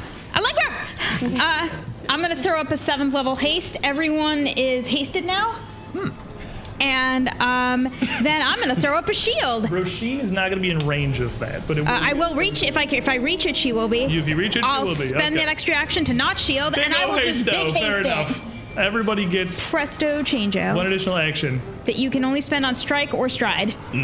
I plan on doing at least one of those things. I had a feeling you might, kid. Valentina I just had a big realization. No, and then I realized I didn't actually hit it with my weapon because but my feather will eventually be useful. But it will come. Yeah. These ghosts all now they shimmer for a brief instant out of existence and then simply appear elsewhere. 2 of them in front of Resme, 1 next to Esphis, as 3 of them are there and then they're here. There is no intermediary movement. Arriving, already reaching out, even with how little facial features they have left, you can feel the hate emanating out of them. 2 of them reaching for Resme, 1 of them reaching for Esphis. So, Resme... Maybe this is the part where you'd be happy we don't have touch AC anymore. Yeah. This is the part where I'm just glad I don't have to deal with that anymore. That's fair. It can be a 45 to hit you on the first attack. A 45 will hit, and I will nimble dodge the second. Fair enough. Is that up? Oh, that was your thing? Okay, cool. Second with your nimble dodge, absolutely not going to land. That's way Wouldn't have been enough. way to 33. Super not landing the second. No. Now this is where That's it physical. gets a little interesting. I need you to make me a fortitude save. So the nice thing about Impeccable Flow that I threw up is it does give me +2 status bonus to all my saves Ooh, nice. Very good. for a minute. So You can die in a minute. I can, You but I'm can? hoping not to. Yeah, would like to not. Sorry. Jen versus the dice tray. Jen frequently loses against the dice She's tray. not got a winning record with the dice tray now. That's going to be a 37. 37 is going to fail. That's what I'm looking for. You see, Not a crit. Not a crit fail. as Believe it or this not. strike hits, you're going to take 39 points of force damage. Okay. These do not do negative. This hand, as it impacts you, hits you like a cannon. Even though they're just kind of grasping out for you. It's not that much of an exertion on their part. And all of you would see this impact because Resme goes flying backwards 20 feet, landing halfway back down the stairs next to Raz. Oh, hi, Raz. Ow. That was a neat trick. Second, one of these specters, she flies, just appears where she lands, reaching out as well. That's cheating. And I need you to make me a second fortitude save while I roll this. Yes, there are course. 2 fortitude saves when it hits Not you. 1, but 2. Oh boy. Things. Follow AJ's rule. Don't fail saves. Yeah, it's easy. Don't fail safe. I'm working on it. Oh, that's pretty That's good. much better. That's going to be a 50. 50 will critically succeed, so you're fine the second one. I'm going to pop a villain point because I'm stacked and I rolled natural 1 on the first attack on this second guy here. Going through. And that's going to become a 49, which is Okay. probably just a regular hit, actually. That is just a regular hit. Maybe you needed 2 fortitude saves. Fortitude save again. Oh no. And take 37 points of force damage after you roll it. Okay. Did you stack heroism on us before we did Heroism single target only, and I need that to be able to hit the Okay, broadside of a got it. barn, so. that? I was just I'm wondering. going to go punch that skeleton. That's going to be a 35.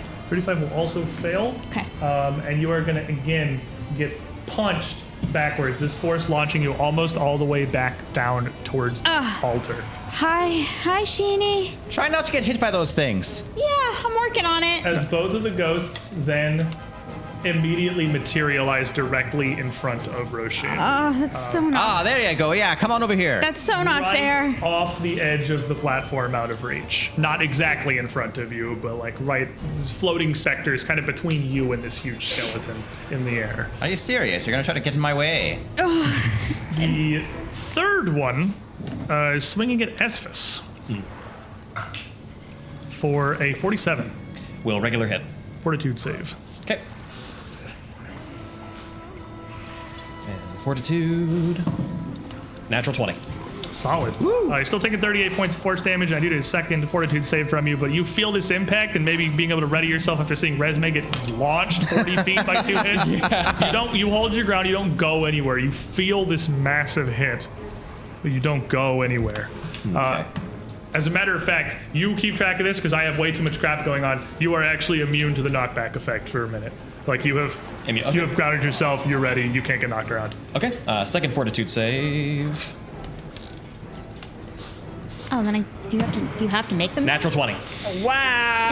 Just man's in there. So you are like Got him. immune to knockbacks for the rest of the entire battle at this First point. fortitude save is probably to stop your body from getting knocked around. The second fortitude to stop your soul from getting knocked off. Got Probably. There is a second attack, though, as you're still right in front of it. It's going to reach out again, and I'm also going to get a natural 20. Oh no! No, that's not fair. You can't do that. That's kind of funny. Bummer. Which If it was is me, I would just make you re-roll. yeah, it's not you though. Which is going to deal 70 points of force damage to you.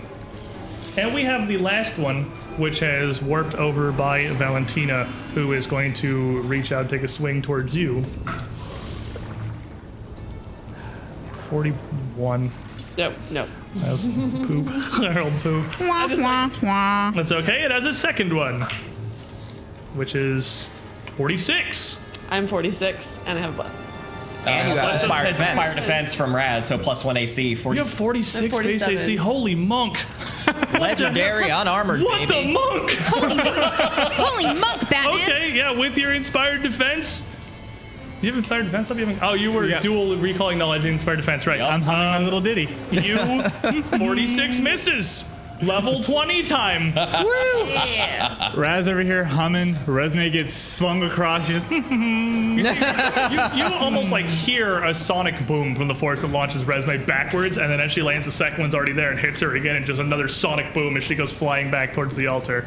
Inexplicably not falling down. You're still upright, but you know, you're level 20 sorcerer. It takes more than getting launched 20 feet to knock you over at this point. Honestly, I just fell into the altar. Let's be really honest. That's fair. You caught yourself on the, you're on the ropes. Let's not give me that much credit. Raz is gonna keep humming. He's in a good headspace right now. He's thinking clearly. He's gonna keep up inspired defense. His little hum ringing out very loudly. I don't actually know what to do in this situation. They're ghosts in a giant undead skeleton thingy. Oh, I know. Protect me, please. I'm gonna cast Sanctuary on myself.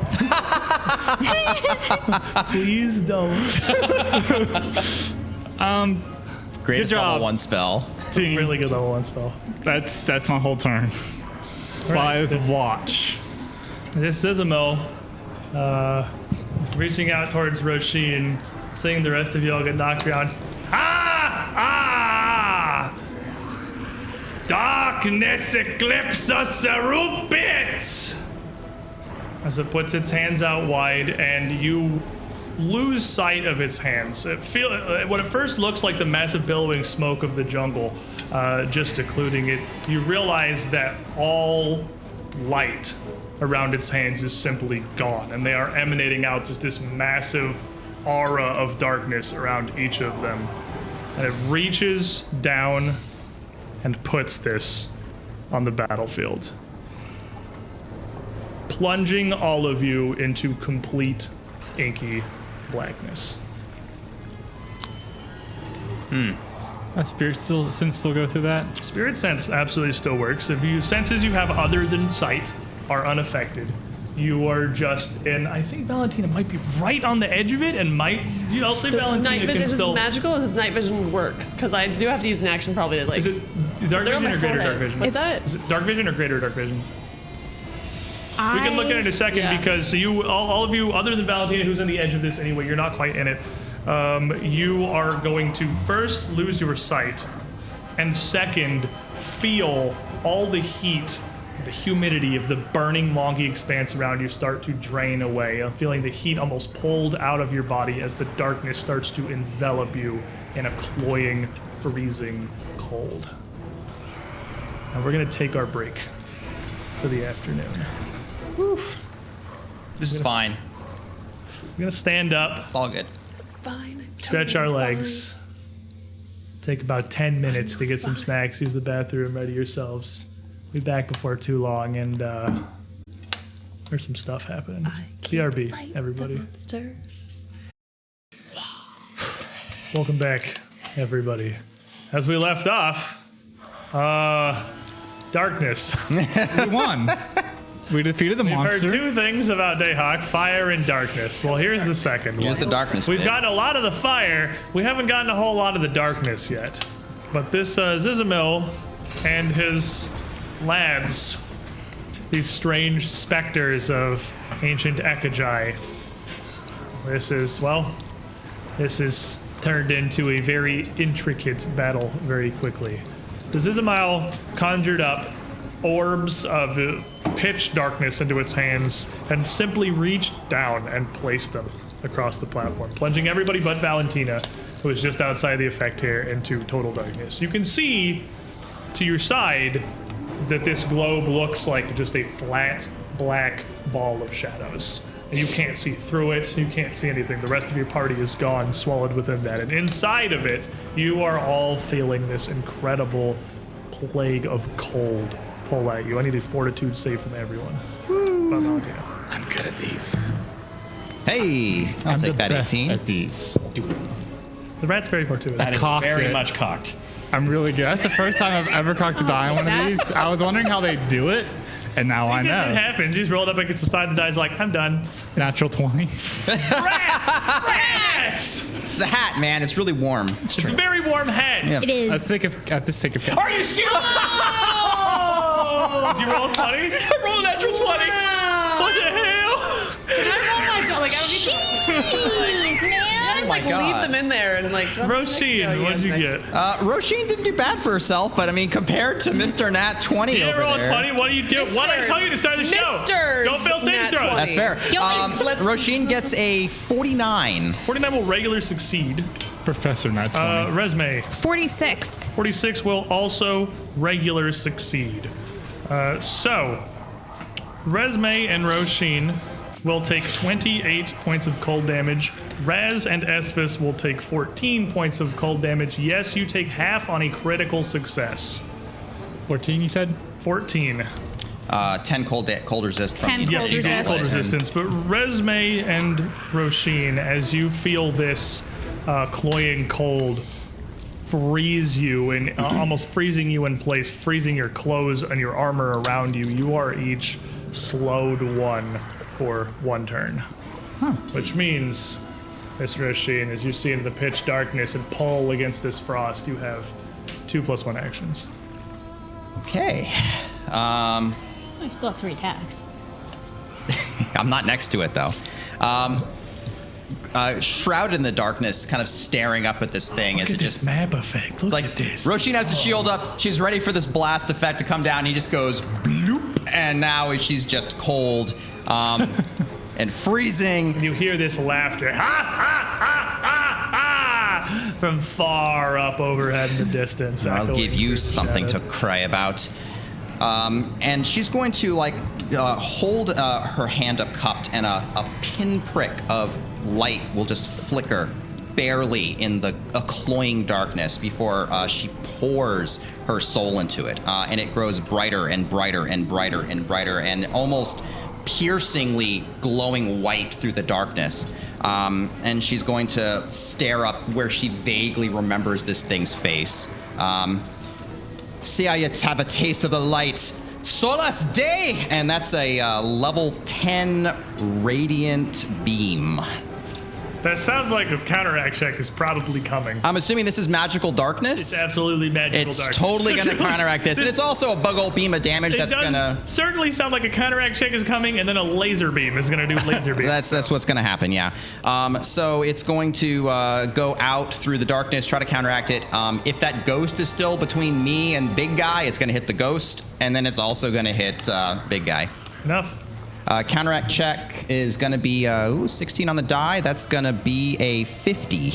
The 50, your light blasts a conical hole through this where you can see your beam shoot up, shoot through the ghost, and shoot into the massive skull of this Zizimal, and then the whole of the darkness is washed away like a bank of fog around it, like a blast of air, returning sight to everyone on the platform. Oh. Nice. Ghost and Zizimal have reflex saves. Okay, I was wondering if it was an attack or reflex save. All right, Zizimal. This may surprise you. His reflex is not amazing. He's going to get a 35. Are you baned? I'm blessed. Okay. 35 is a normal failure. Oh, it's almost critical failure. That was almost a critical failure. Ghost is going to get a 54. 54 is exactly a critical success. Exactly as you see this beam go up, it just simply shifts to the side out of the way, and the Zizimal takes all of this. It is dodgy. So on a failure, he's going to take 66 good damage. And he's dazzled for a round. Ooh, okie dokie. Dazzled's a good one. This thing's cool. Dazzle do. Everything's concealed to you. So like Mischance. DC 5 before it can hit anything. We all have misforms. Was it that was 66, not 6d6? 6 in the tens digit, Okay. 6 in the unit digit. The problem with dice, I was waiting for a roll. I was like, oh, 66 is the number. Oh, okay, 66 the number. But it's even going to be more than that. As you see it slam into the Zizimal and him stagger backwards a bit from this and blast with an incredible force into his skull. The laugh, now I'm banned. The laugh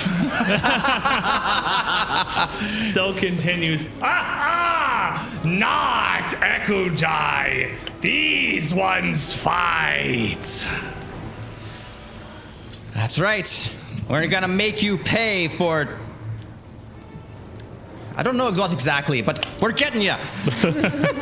And Roshin is going to start running, almost as though she's running up a set of stairs. And every time she puts a foot down in the air, a red glyph will appear underneath her foot as her airwalk allows her to just literally run through the air. And with her hasted action, she's going to stride up to being within striking distance, going over the ghosts and just be within striking distance. You get up to like the bottom of the Zizimal's ribcage as you run up toward it, just ready to start hacking away at whatever is the most immediately in reach here. Yep. As we come back, and she'll drop the shield on the platform. Ooh, as we come back around to Espis. Now being sped up by Resume's haste, is going to use that hasted action to stride and just move his full movement to the west, just to get away from this ghost to put some distance. Spectre, whatever it is, Shade. And just give himself, just gonna give himself full distance to get away from it. And then is going to, now that I don't have to worry about that, is going to just immediately go into a Hunter's Flurry. Shooty. Just pulling 2 arrows and sending them spiraling. Who are you shooting at? The one who was attacking you? The one who was attacking me that is still prey. Okay, so first attack. And that is a 3 on the die, so that's going to be a 39. 39 is not going to hit. Okay, and second attack is a 40. I mean, I can only roll. I can roll. Like I said, I can roll natural 20s for defense. 40's not going to hit either. As these 2 arrows, as you spread across the platform, see the Spectre and just shift, like instant transmission back and forth around them as they fire. Okay. Then just going to take another attack action, take a regular shot, just keep drawing arrows, keep firing. That's much better. 17 on the die, that will be a 49. 49 will hit him. Okay. So we've started a new thing where we, these tokens are all a little bit color-coded, so I have any hope of keeping track of who is who now. A good thing to decide in the last book of the Yeah, it's a great one to come up with 2 years into this adventure. With the great power of Arkenforge to just change it on the fly in here. For reference, the one that's like flickering and sharding is the purple one up near Roshin that came in, slapped, and went up. Okay. Okay. So 28. Okay. Only fire damage. And then last attack, because haste let me take that full stride. That's going to be a 39, which we already said we'll miss. So yeah, 7 on the die. So nope. 1 arrow connecting as we come around to Valentina. All right, so it's standing in front of me. I am just gonna start off by, like, looking at the ghost that's in front of me, and I'm very annoyed that I was able to grapple it and not actually hit it.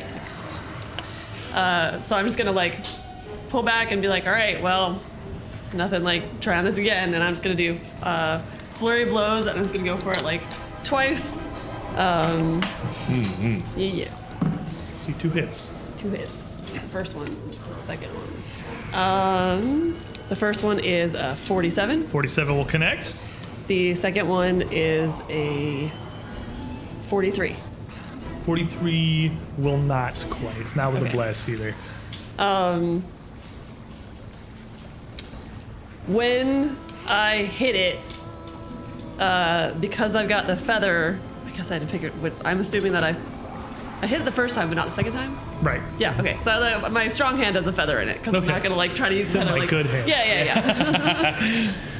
Trying to figure out. So I have a Belize feather in my hand wrap at the moment.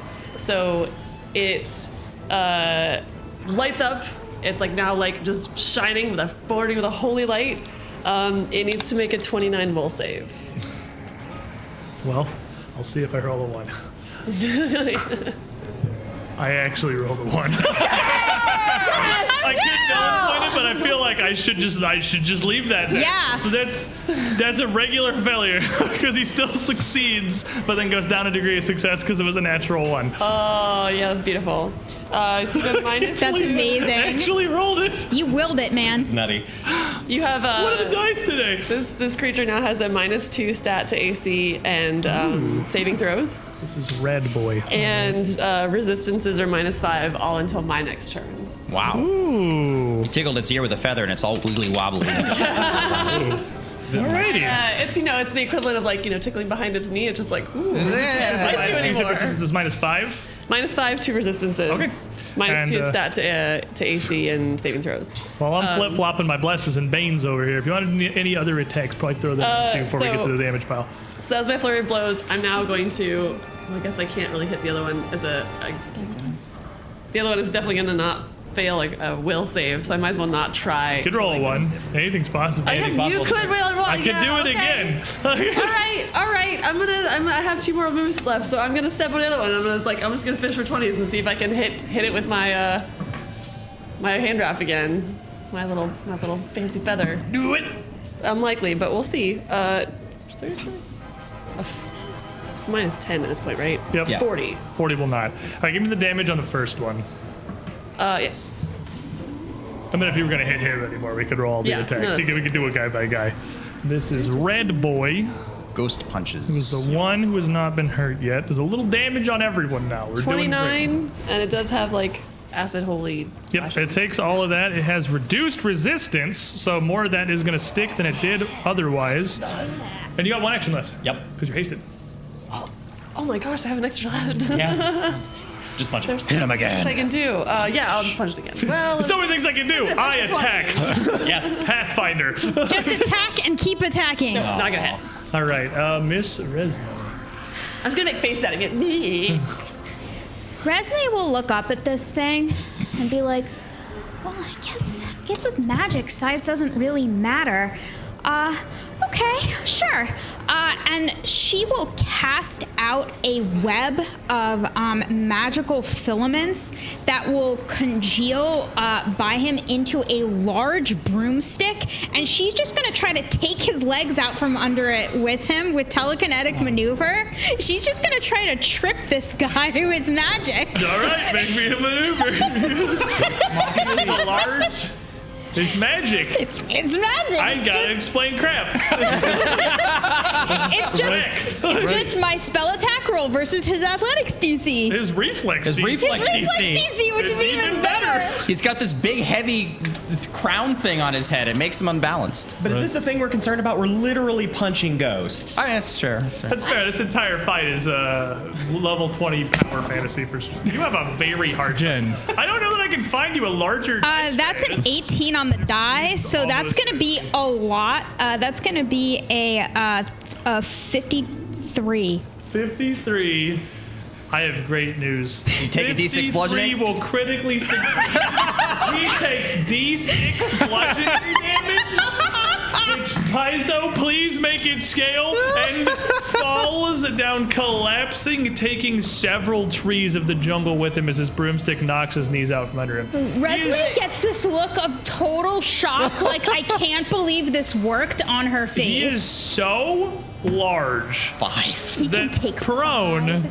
Damn. I'm playing as helper. Prone, he's still almost as high as this platform. Yeah. Because he is just so big. And then I'm going to use my hasted action to go move behind Valentina. Not that I think it's going to help if the ghosts decide to go after me, but any meat shield between me and them is a good one. Fair enough.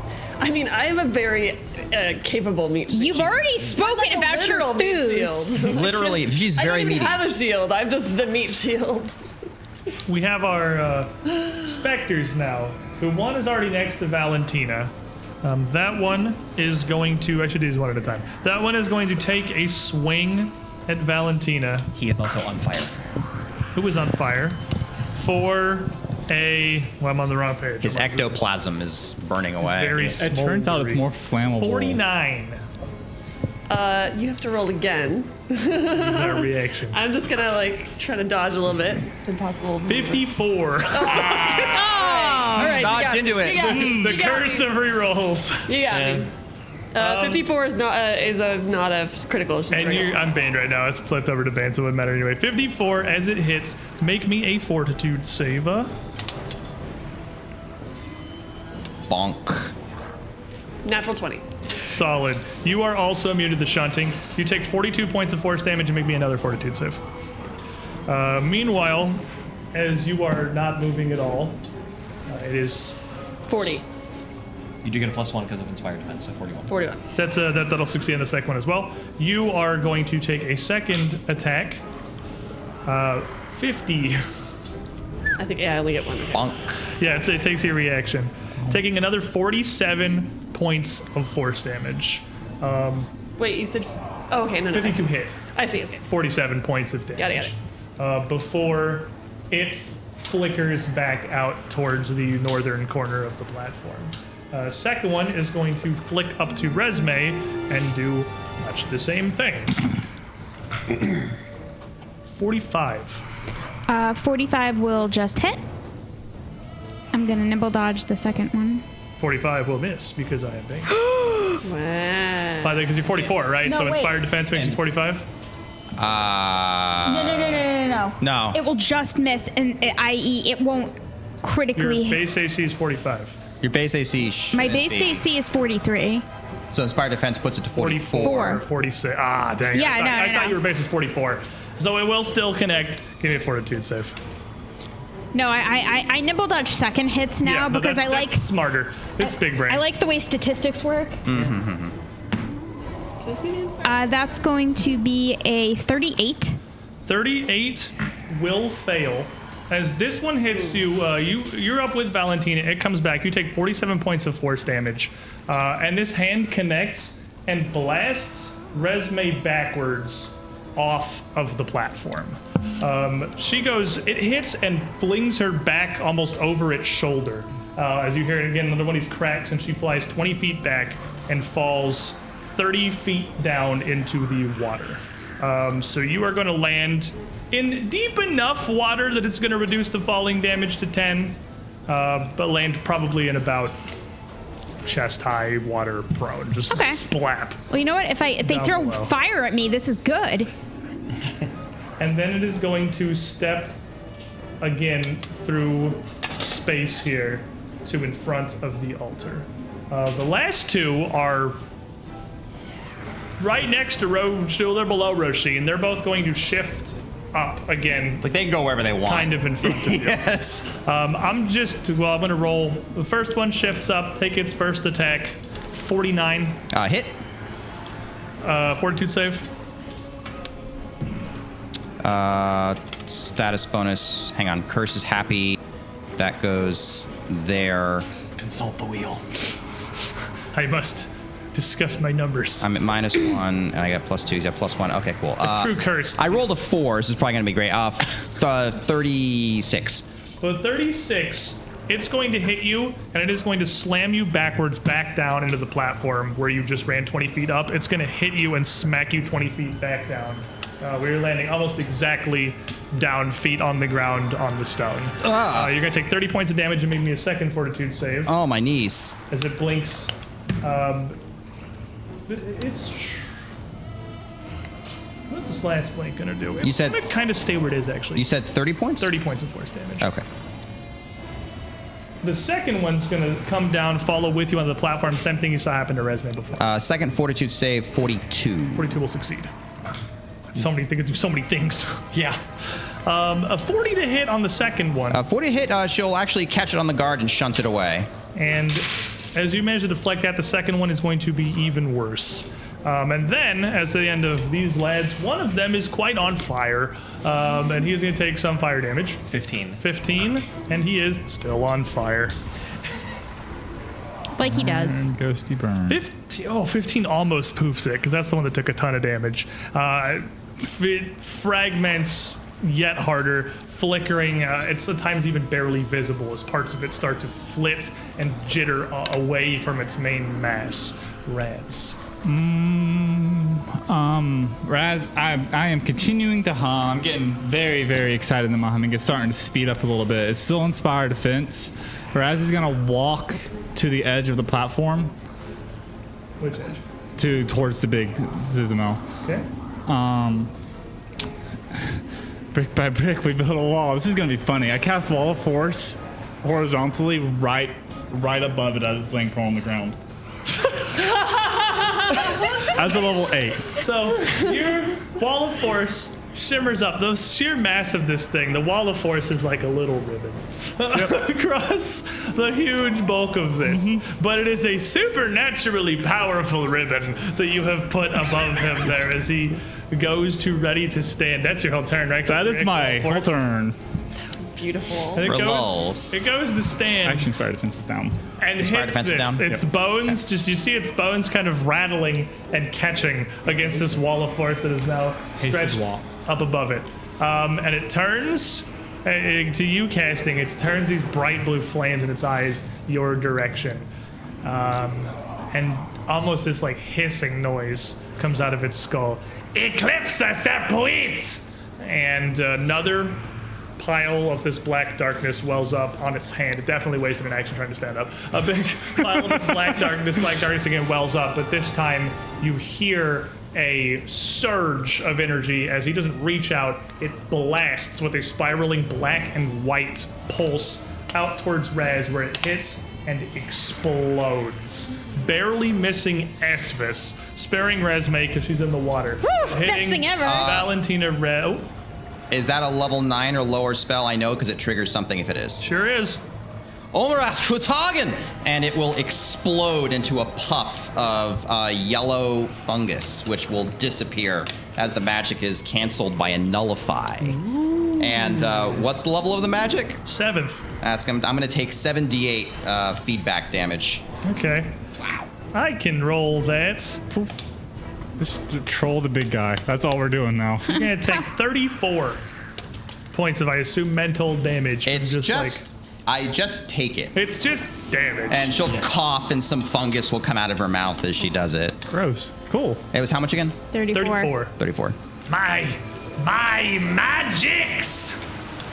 And it's looking up towards the edge of the platform, trying Define a fusion. to figure out what is happening here. Well, it is your turn now, Rasheen. You are no longer slowed. All right. You're trying to protect the big guy, are you? Well, fine. I can stand right here and beat him up just fine. Shlade! And she'll flick her hand and a divine lance will spear off the side of the platform, smashing at the prone god. God's, I'll give you God. It's probably fitting. Nice. Seems kind of goddish. That's gonna be a. I think heroism is only to. I got a bless, and they said the GM needs life alert. It's too.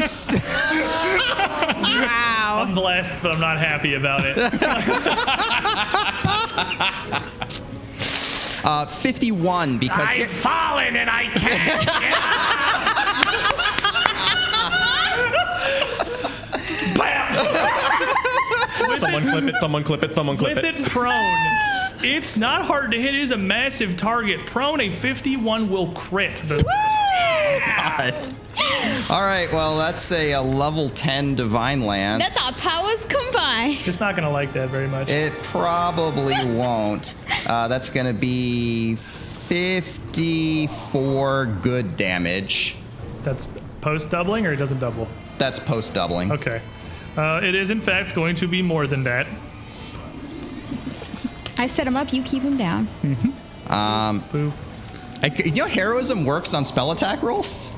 It's just attack rolls, I think. It's just attack rolls. It works on all attack rolls. You It's said it was pretty just sweet. on strike, so I was like, I thought. Yeah, no, I it's trust actually. you. I take it. That's great. And then with a quicken Celeste, a little spike of another radiant beam. This one significantly weaker, not the crazy over-the-top blast, but this one enough to, with her once per day quicken spell action, is just a level 4, but it's still the same reflex DC. That's true. We don't have DC by level anymore for spells. And he is a little ready this time. Maybe there's a wall. There's an invisible wall in the way. He gets a 50. He gets a 50. That's a normal success. So he'll take half damage. So let's see. 37 divided by 2 is 18 good damage. The secret ingredient is good. Good damage. Figured it might this be. truly seems to be burning away at this Zizimal as it's trapped on the ground underneath this wall of force, trying to fling magic up, getting nullified while these ghosts continue to fly around the platform. I assume that's. But you have a Hasted strike on that ghost that obligingly stayed right next to me. One of those was one action. The quickened radiant beam. Quickened radiant beam. That's right. You do have a ghost next to you. Let's see. Does a 45 hit it? Yes. Ooh, cool. Sword's only in one hand, so I don't get quite everything, but I'm gonna get. This is green. Okay. You gotta hand it to him. Is it going to take the positive damage from? Sorry, is it gonna take the good damage from the radiant? Also, yes. Okay, cool. And that's gonna be blessed weapon, so it's gonna take 2d6 for blessing, and then I'm at moderate. This guy curse. has 3 damage on him because Valentina gave Yeah, him a he's hug. just dead. I think he's fine. I think he's perfectly fine. So that's going to be 33 of a bunch of different stuff, slashing and good, and actually it's So slashing. there's enough mixed. Okay, how many different things is it? It's slashing and it's good And it's good. because it's good from the holy room, and then it's Okay. more good from Bespell weapon on the. So it evocation doesn't spell. get the double dip its resistance, but it is going to resist a pretty big chunk of that just as you cut through, and again your sword just cuts right through it. It tries to flicker out, doesn't quite get it. See some of its essence dissipate. But it makes my curse happy. It does make your curse happy. Esphus. That's what we like it when the curse is happy. It's true. As a free action, going to adjust some prey targets, going to keep the ghost that is on fire as prey, but now going to mark Big Boy as prey. Okay. Shoot him while he's down. Shoot him while he's down. Yeah. Going to take deadly aim. Esphus pulls an arrow back and just takes a slow, deep breath, drawing that arrow back as far and as hard as he can. Do it. This is where the 20 is. I know, right? This is where it needs to be. This is where it needs to be. It's a natural 1. That is the opposite of a The 20. wheel turns. The wheel turns. Then Hunter's Flurry just drew the arrow too fast, and it just went, whoop, just gone. Just Got all excited. right. You got really excited. Yeah, got excited. Going to Hunter's Flurry, 1 arrow towards the ghost that's on fire and still prey, and then 1 towards Big Boy. So this one towards the ghost. 44 to hit with a bless. Before with a bless will hit. Okay, so I'll consume the bless. No, you Does don't he need have to? to? Oh, Yeah. No, yeah, you just hit. oh, just hit. Okay. He's a giant prone skeleton. He's Oh, no. This is the ghost. I'm shooting this. This one is for the ghost. 44 will consume your bless. Okay, so yeah, consume the bless. Which one are you shooting at? There's so many things here. The Shoot one all the way to the north that's on fire. Okay, yeah. Want to try and finish him off. That's the one floating right off the edge north of Roshin, right? No. The one that's towards the top of the platform. On fire, guy. They've switched places a lot as they blink around. The one that's on fire that you have mostly taken down is the one that is right north of Roshin that's floating. Okay, then that one's getting No, shot. I got what you're going for. Yep, This yep, purple boy is flaming. At this point, like Esmus is so good at marking prey that he can just like point He can somewhere track them and as he they goes, all like, just. doink. Yeah, it's just like a freaking Mario Party minigame, too, because they don't move. They just all blink around trying to keep track of who is who. Is impossible for everybody but our legendary ranger, probably. Esmus just has One the of them's mini on map. fire, so that one's a There's, little like- easier. But Right. Some like ethereal being has got a card table and is like switching the cards around. Like follow the queen.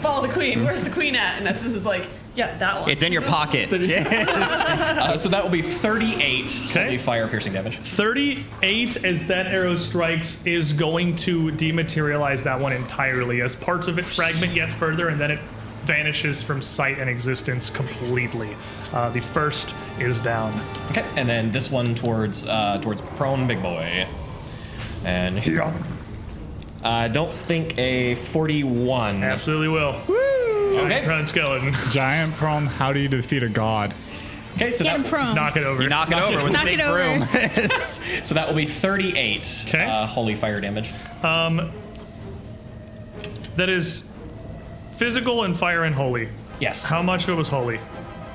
Let's see here. According to this die, 6 of it was holy.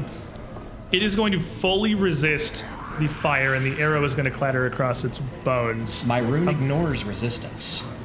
Doesn't ignore immunity, but it How ignores much resistance. physical damage did you do? Because it's got to do the physical to do the other ones. Okay. Does it? Okay. So the physical think is so. going to be hit. No, you hit. Yeah, you're good. Actually, it doesn't matter. It's definitely gonna double dip resistance on this. Oh, not double dip because your fire ignores it. Yeah. So it's gonna get a little resistance, but that is gonna be equalized by its weakness to good. So it ends up a wash with Okay. the ignoring fire resistance. Okay. Good job. 3 resistances and weaknesses interact. He is resistant or weak to everything you have done to him. Math. Okay. It's 3-card Monty resistance time. And then just go into just waylay. Just draw another arrow, So third attack. Okay, just give me both hits. So that will be another 41. 41 hits. Yep. Another one. Oh, the other one. One more. Roll it. Give me another Yep, attack. Roll the yep. attacks. Do the Yep, damage yep. together. Yeah, that also hits. That's a total. The total is 49. 40, yeah, definitely hits. Okay, sorry. It's on that side? Okay, thank you so much. Technology is Well, hard. there- Do you want me to add both of them together? Yeah, just Times put two? them. I mean, Yeah, I'm that's going to fine. take the resistance Yep, out you got twice. it. So This is how we roll. This is literally me last week. Okay. All right, so I was like, give me new that. technology. so both of them together will be 78. 70. Ooh, pretty good. It's gonna again resist a chunk of that as the piercing arrowheads are not terribly effective against skeletons, just kind of in general. Right. And whatever he is, at the end of the day, he is a very big skeleton. But a lot of that's gonna get through, and he is going to start to look pretty damaged. Valentina. I'm taking a moment to say, like, I feel like we're gonna the damage rolling is gonna be like the difference between dial-up modems and like wireless internet. Where now you're like, God, it's so slow. And it's like, wait, do you remember what it was before this? You're like, yeah, but it's so slow. I can't like load my Netflix. And you're like, do you remember dial-up? Yeah. Anyway. Valentina's gonna be like, well, it probably makes sense to Pepperidge Farm go over remembers. there. I hate Everyone's you. having so much fun with this skeleton on the ground. It makes sense. So in how high above the ground? You said that About this 30 feet up. this wall of force is like even with our platform. You can't see it. You would have seen it shimmer into existence somewhere around level with the platform, but it's an invisible wall.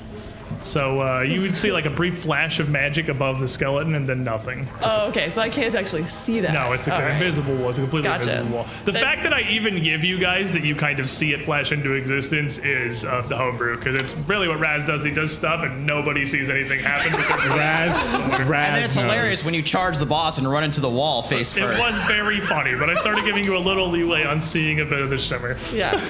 Okay, because I was originally just like run across the force wall, but I probably would not think of doing that if I can't see the force wall. No, it's very invisible. So I am going to use one action to get to the edge of the fort that we're on top of, Okay. and then I'm going to just jump over onto the back of the skeleton. And those are my 2 of my moves. And then I am going to kind of like. Never been on the back of a skeleton before, so I'm actually gonna like enjoy the view for a moment and be like, this is very unusual. New experiences But every day. yeah, like just a split second, not like waiting too long because I realize I don't really stay here forever. But wherever I basically stand, I'm guessing I land like, I don't know, it's like shoulder or something. I'm just gonna like reach back and be like, all right, let's see what happens. And I'm just gonna punch like twice straight down into the ground. Yes. You got one solid flurry of blows. Go ahead and roll me 2 attacks. First really? That's 20 again. It's a natural 20 on the big one, and then a natural 1 on the little one. Oh no, which is the first one? See, my die would have been the first one. Your red die is always the first one. Yeah. Which one's the red die? That's The crit. The crit. Yeah. Because you get the thing where you can't roll below a 1 or below a 10, but it only applies the first one. So you get 1 crit and 1 nothing. Yes. We're definitely in there with one of them. But because I hit it with my first punch, the entire skeleton is going to glow for a moment before that kind of goes away. And I'm like, yeah! Like, I'm like going to celebrate for a moment. And it now has a -2 stat to its ACs Does it have and will saving save, throws. right? Yeah, it's a. What's that? Twin Oh, save. 29 will save. Yeah. Well, does it 39. possible? Oh, okay. So, dang. You really need like yeah, a I watch was for like, those to go off. I feel like it'll only work for a little bit. Hey, but we got one in there, and that's what mattered. I did hit it. Yes. Anyway, and then after I've hit it twice, I'm going to use my last movement to jump back onto the fort. Get the Valentina blue can tack go off. We put anywhere. blue tack on the bottom of your mini so I can put him on top of the skeleton. Yes. What's How up? much damage did you do? I haven't done it yet. Yeah, then 1 critical punch. Nice. Pounch. So what's the rule for rolling critical? Double it. Double it, Okay. Double everything. including your pleasure and your fun. 60. 60? Yeah, and that's with That's good with the and double. Okay, and good your slashing and punch, stuff. your bludgeoning fists here. Oh, you have slashing while you're doing the ember Slashing thing, on right? my- Okay, It's so it bludgeoning does. and slashing. Like the actual punch itself is bludgeoning, but because I have the saws, like buzz saws on You're it, using your style strikes. It's whatever your style is. So it's the falling embers overrides everything for what It's- type of damage okay, you're bludgeoning. doing. Which is bludgeoning? Yeah. Okay, then it does full damage, and you will absolutely punch 60 damage directly into a large, upset skeleton. She runs over, gets a huge blow, you hear the bone crack, and she just jumps back across. Apply directly to the forehead.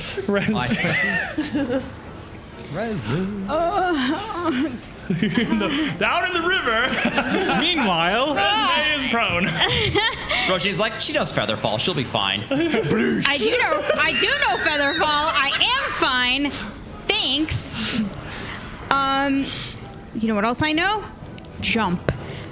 She will slam her staff down into the ground and cast a portum and jump back up onto the thing. Is this did you cast jump from your staff? I did indeed. Oh my god, we're using it. We are. Why do you think I Okay. keep this thing around? Okay. To look pretty. With That's 2 all. actions and a little bit of magic from the staff, you launch yourself back up. You see Resme splash.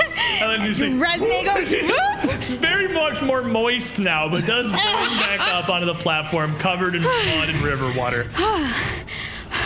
Temporis Maximus. You have 1 + 1 actions left. That's going to, you guys are all going to see time shift slightly, and you're going to see its next actions carried so out good. in stark reflection as you all have this preternatural sense of what this thing is going to do next. Spoiler alert, it's going to try to get up again. What is...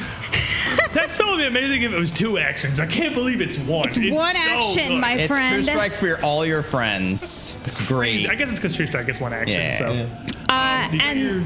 And then for my hasted action, I'm going to run back over toward Esvis. And I'm going to activate my bracelets, and I'm going to run that way. That takes an action. Oh, to that does. You're right. It activate. does. But I'm running 30 feet that way. As you're running 30 feet over, the ghosts are going to reactivate. You're running towards Esvis, and you see one of the specters shift over and get to him first. First of their swings is going to be a 50 even, That will hit. and the second, because you're not going anywhere, you're immune to it, Yep. is only going to be a 36. Second is not going to land. You're going to take 1 regular hit, and I need a fort save from you, not for the shift, but for the other thing. Okay. which nobody has failed yet, so soon excitement will come. Why you gotta say that, AJ? Hashtag Why because- you gotta No, say he's gonna roll a 20. What's wrong with you? Please do not. Rude. That is a 5 on the die, so that will be a 38 fortitude. You take 40 force damage.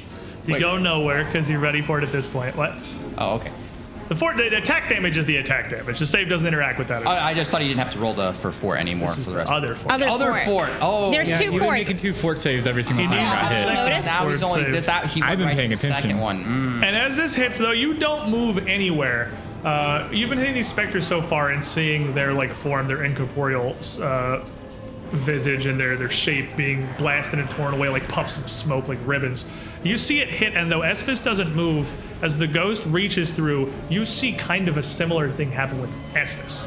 His form distorts and pulls a little bit, and for a moment his outline even warps as it looks like some of his very being is pulled back with this strike. You are drained 1 and stupefied 1, and you see this energy bolster the specter. Oh, life suck. Second one is gonna flash up behind Resme. Of course it is. Oh, I can't launch her far enough to go off the platform. The trapezoid of safety is too big. We talked about the trapezoid of safety on the Patreon stream. Over the middle, they can't launch you far enough to get away. Hello again. 44. Uh, I'm not baned. 44 will hit. Make me a fortitude save, and then make me another fortitude save. Never would have thought.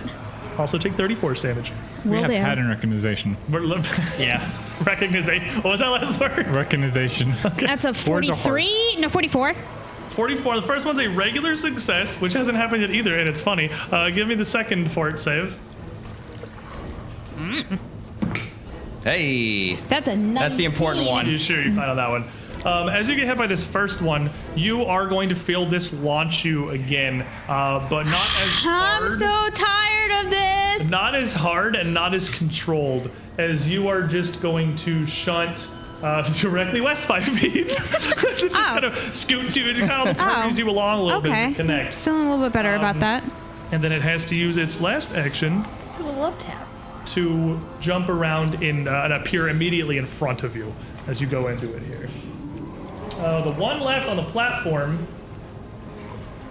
is right next to Roisin and Valentina. It's going to bash Roisin, because that's the thing it did already. 40... 52.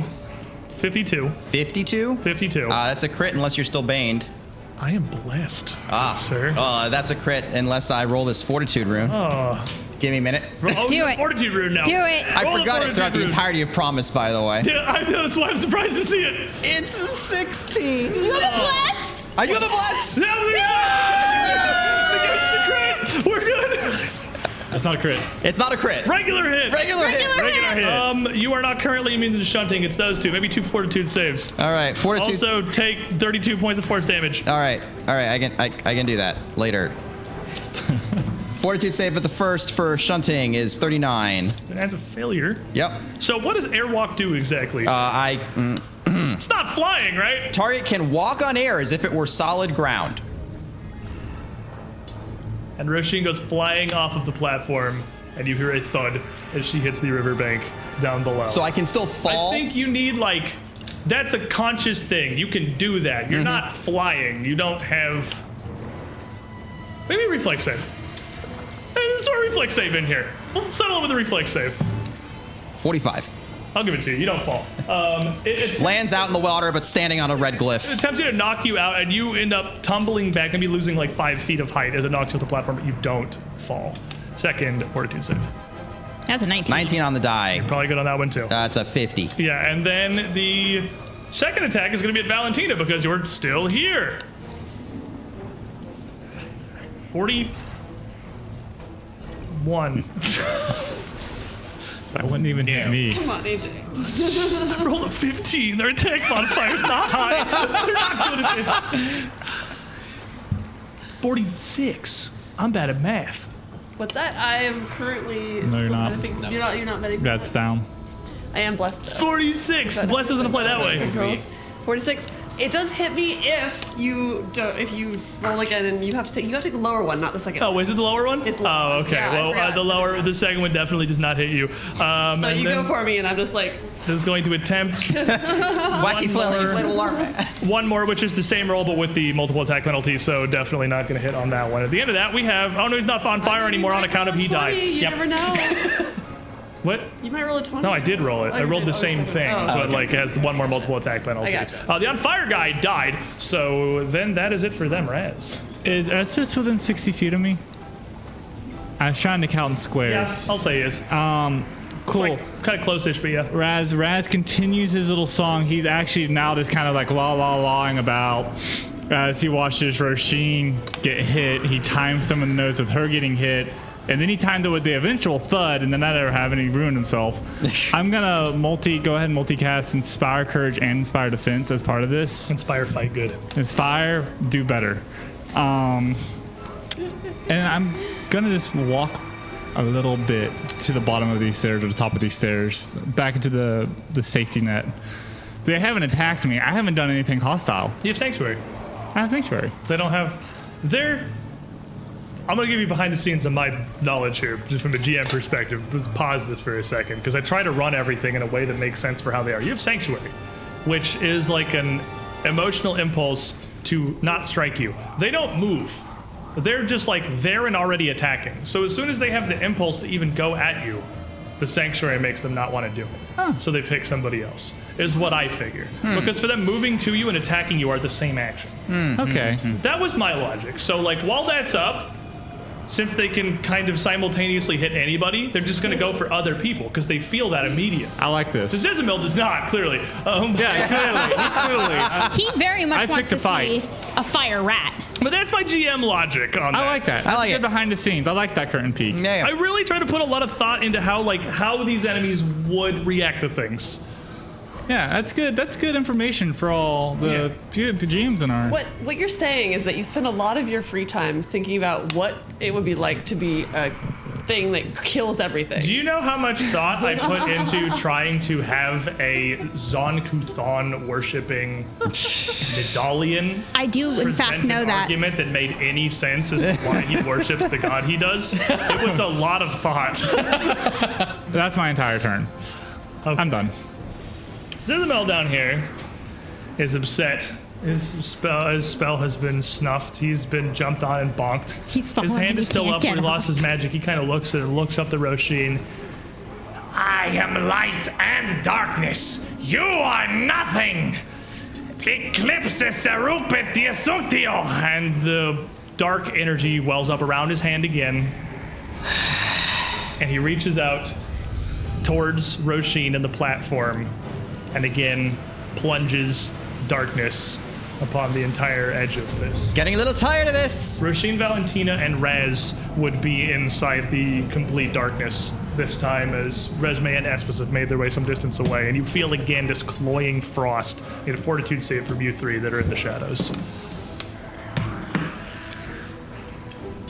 Also, get your bless back, Roshin. Thank you.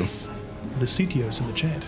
Thank you. You do have +1 because Inspired Defense. Do it as a plus one. Oh yeah, okay. fire defense does apply to your saving throws as well.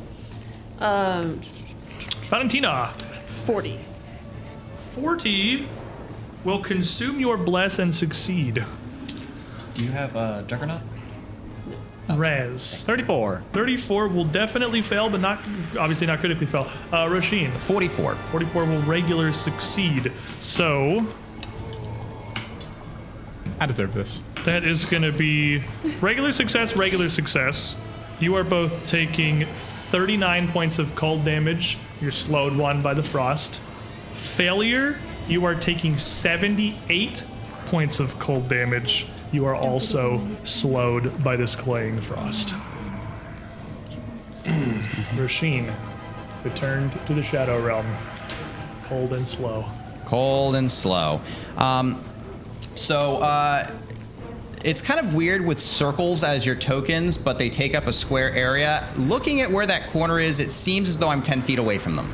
I would say you were within 10 feet of the Zizimal if you wanted to swing at it. You would have known that you were there. Yeah, it is when the circles get extremely large, it gets kind of difficult to delineate where. Maybe I should make, that's actually a good idea. I should make square tokens for really, really big monsters, just because it's easier. That's a good thought. I'll probably do that. You're so smart. I know. Thanks. It was a great idea. I thought it was a really good one. So. I came up with it just now. Like a Timon and Pumbaa moment here. Valentina, take your bless back as well from Nate Smack, 1995. Hunky tuna tostada. What? What a wonderful phrase. I know, right? So Roshin's going to flick her sword back in the darkness, and it's going to warp and extend out into this chained flail, the head in the shape of a carved rose of adamant. And she's going to reach out and swing, bringing it down. The darkness entirely uninhibiting her vision because of true target. She knows exactly where Zizimal is. And I get to roll 2 and pick the best for this. And no concealment. And no concealment. Good to be the king. Does that apply to ours when you gave us the... Yep. Do not Your suffer first from attack. concealment. Unfortunately, a 5 and a 3 is still not a great roll. He is still a prone Zizimal, though. He is still a prone Zizimal. That's going to be 40. Inspire Courage?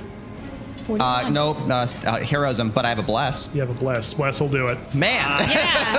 Got a lot of blesses and banes in this fight. Money! A lot of those. All right, so this is technically a meteor hammer. What the hell is a meteor hammer? Don't worry It's about it. basically a great flail, but they called it a meteor hammer for some reason. I don't. Okay. I 'Cause it don't know sounds why they cooler. did it. It does sound really cool. It does. I mean, I'll give it that. It sounds like a Zelda item. I'll take it. It I does. tell you, It's a medium rare hammer. With the power attack, that's gonna be that plus. I haven't cast anything. Does take a d6 of cold damage, of holy damage though. Nice. Yeah. Don't like that very much. 44 bludgeoning and holy.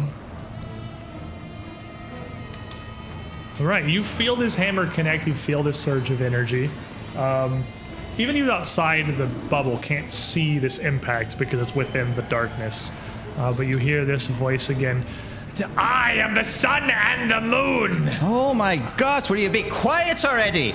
And hasted action, she'll try to stride outside of the. Out of the your speed? dark cover. It is only 20. 20 is the width of the darkness that's been cast exactly on top of you. So. Exactly on top of me. Wait, is 20 the radius? It is the radius out of, like, realistically, I guess it'd be the radius out of the corner nearest the Zizimal, because that's what he would have cast it on, because that's what was at his side. So you would move, find no break in this darkness. Light, shadow, all is my domain. Oh my goodness! Do you I fall ever to stop? no mortal races.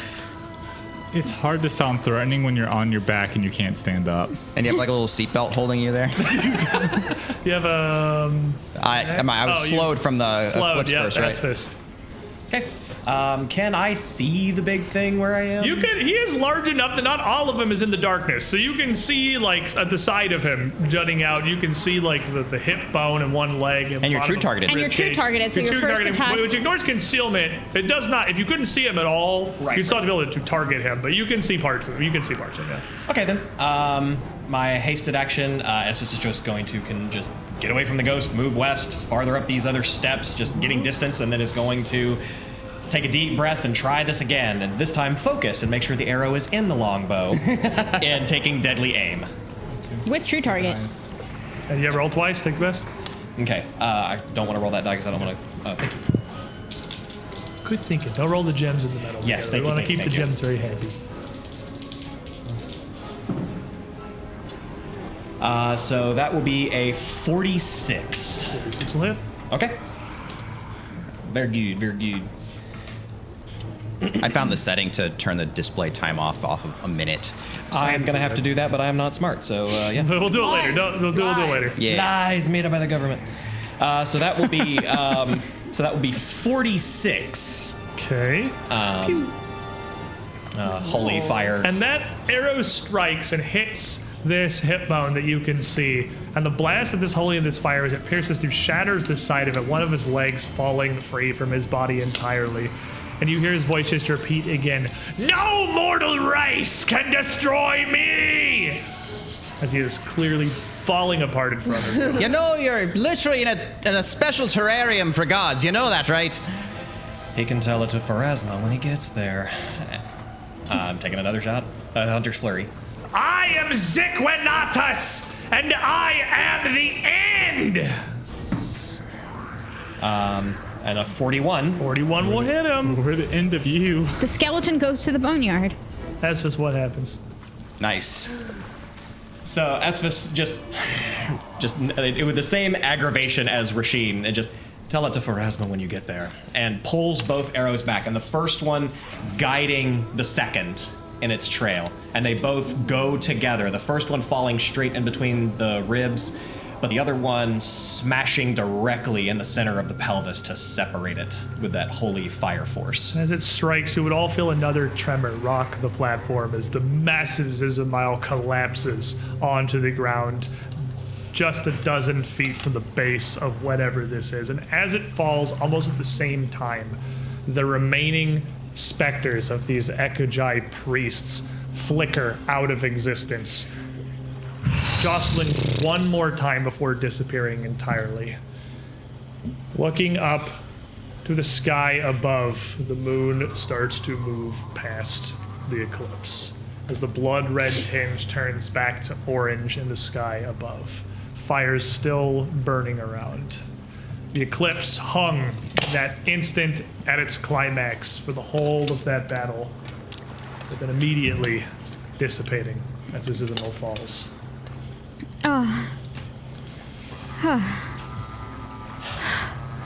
Good job, Esphus. I wonder how long this darkness is gonna last. I mean, Just Gonna walk out of it.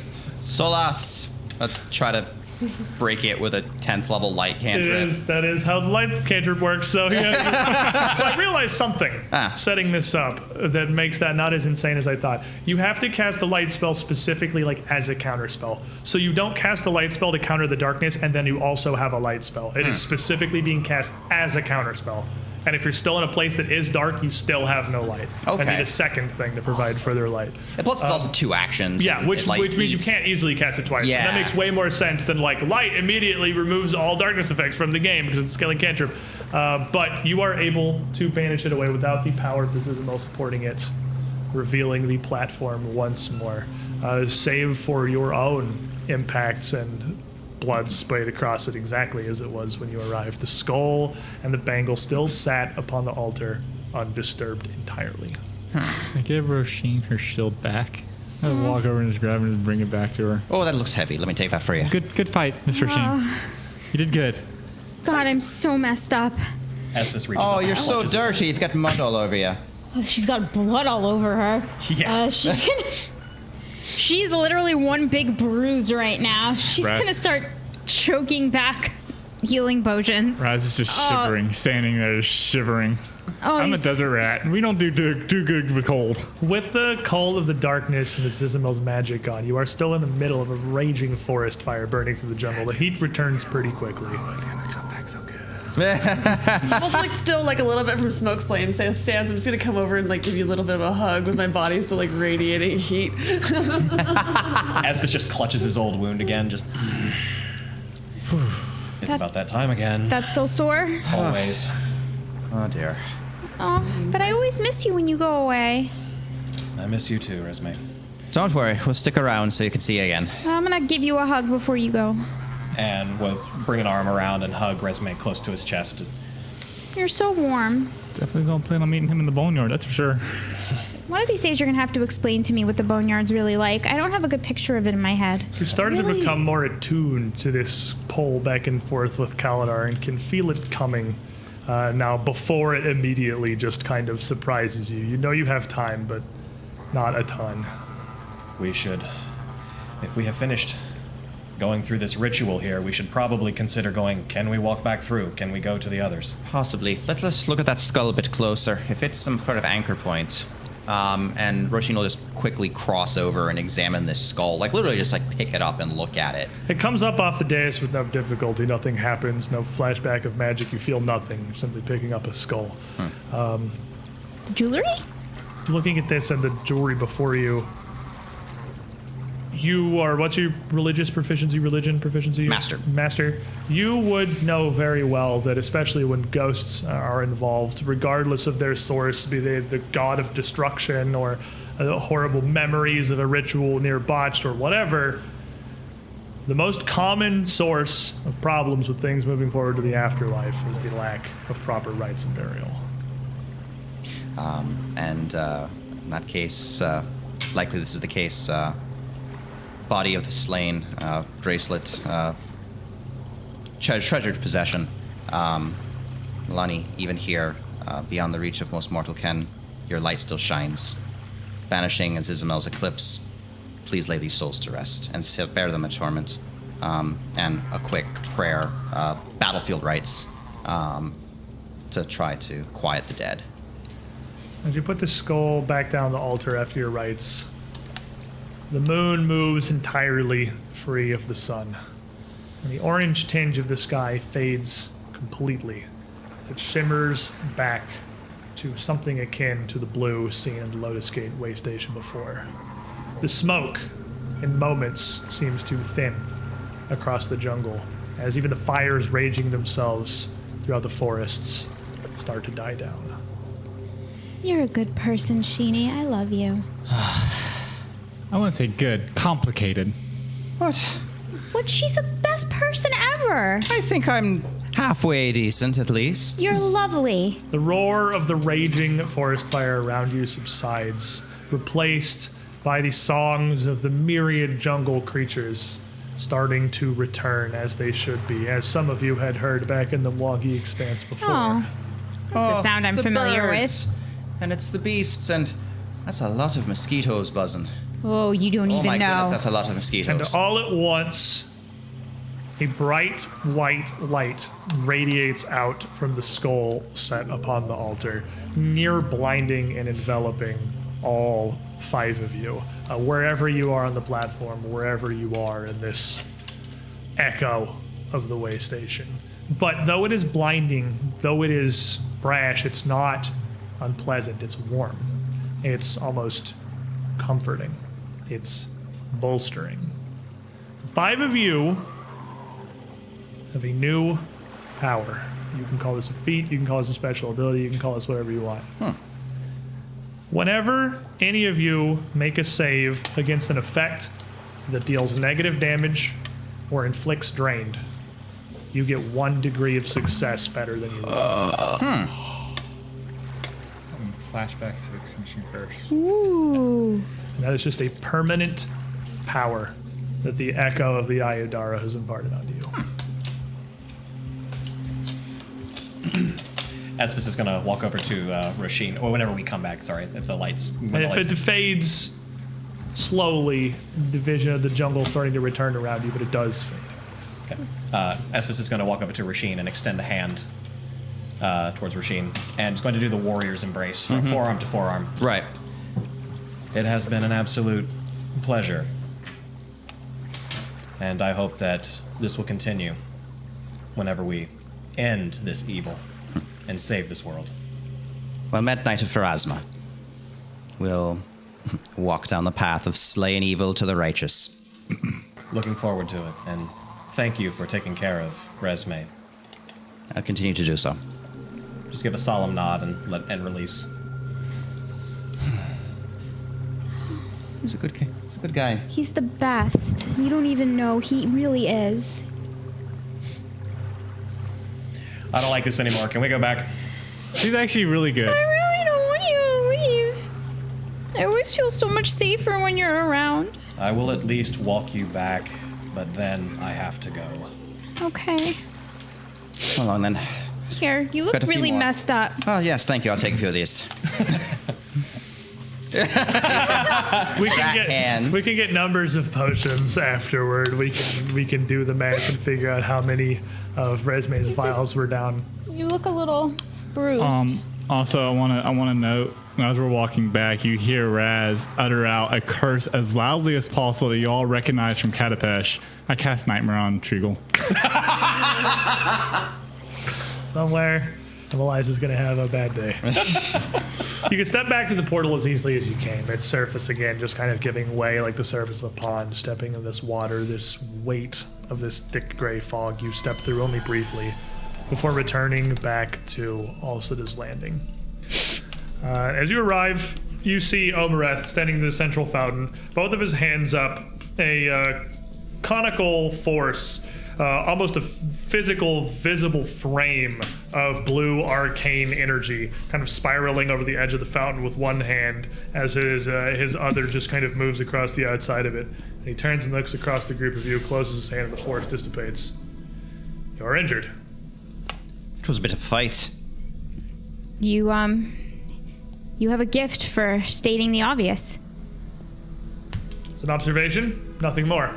And a further one. He just kind of points past you. The stone of Hunter's Gate has turned from this deep gray slate to a white marble. Ooh. Knock, knock. This happened some minutes before you returned. What did you find? Disquiet dead. They were laid to rest, and their tormentor dealt with. Zizimal? Zizimal.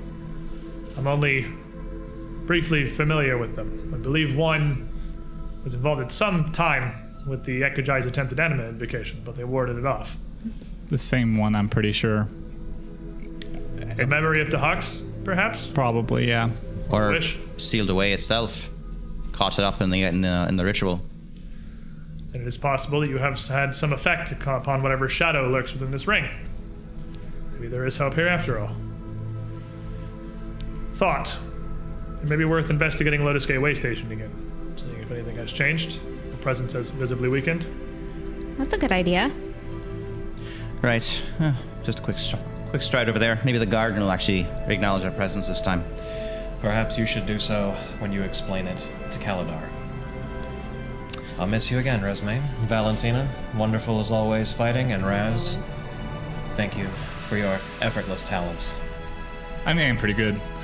And at that, Esphus will bow down, and when he does, the soft click of something being activated and a spectral pair of doors opens underneath him, and he just drops through and disappears as they close. So cool when he leaves, too. It's like a stage thing. I don't understand. He's really gotten his legs under him. He's gotten used to it. I think he's just being dramatic. And yeah. almost along with the theory of him gaining control of his power, as he drops away, Kaladar is not immediately forced into his place. Not instantly, anyway.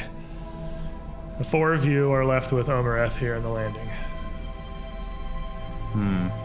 I hope he didn't get This does lost. not change our direction.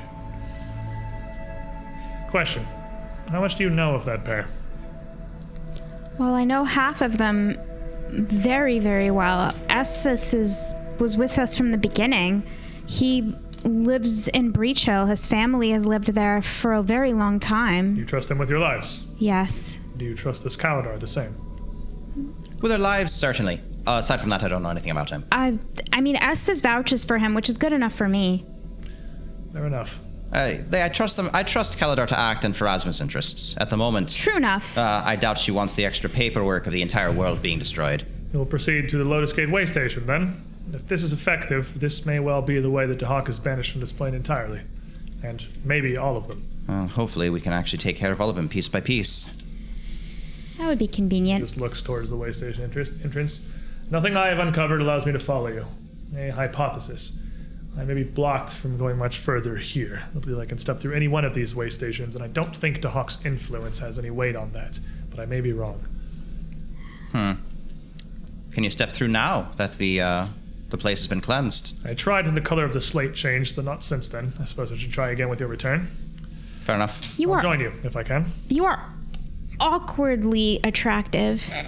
She says that about, like, everyone. No, like really, like you specifically are just very, very attractive. You know, Resme, you could do worse. A fact that... How old are you, and how old is he?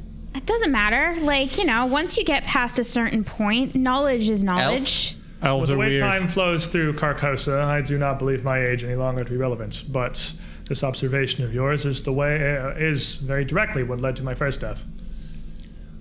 Oh, you have trouble with people of the opposite sex too trying to kill you, huh? Vampires. Traumatizing him.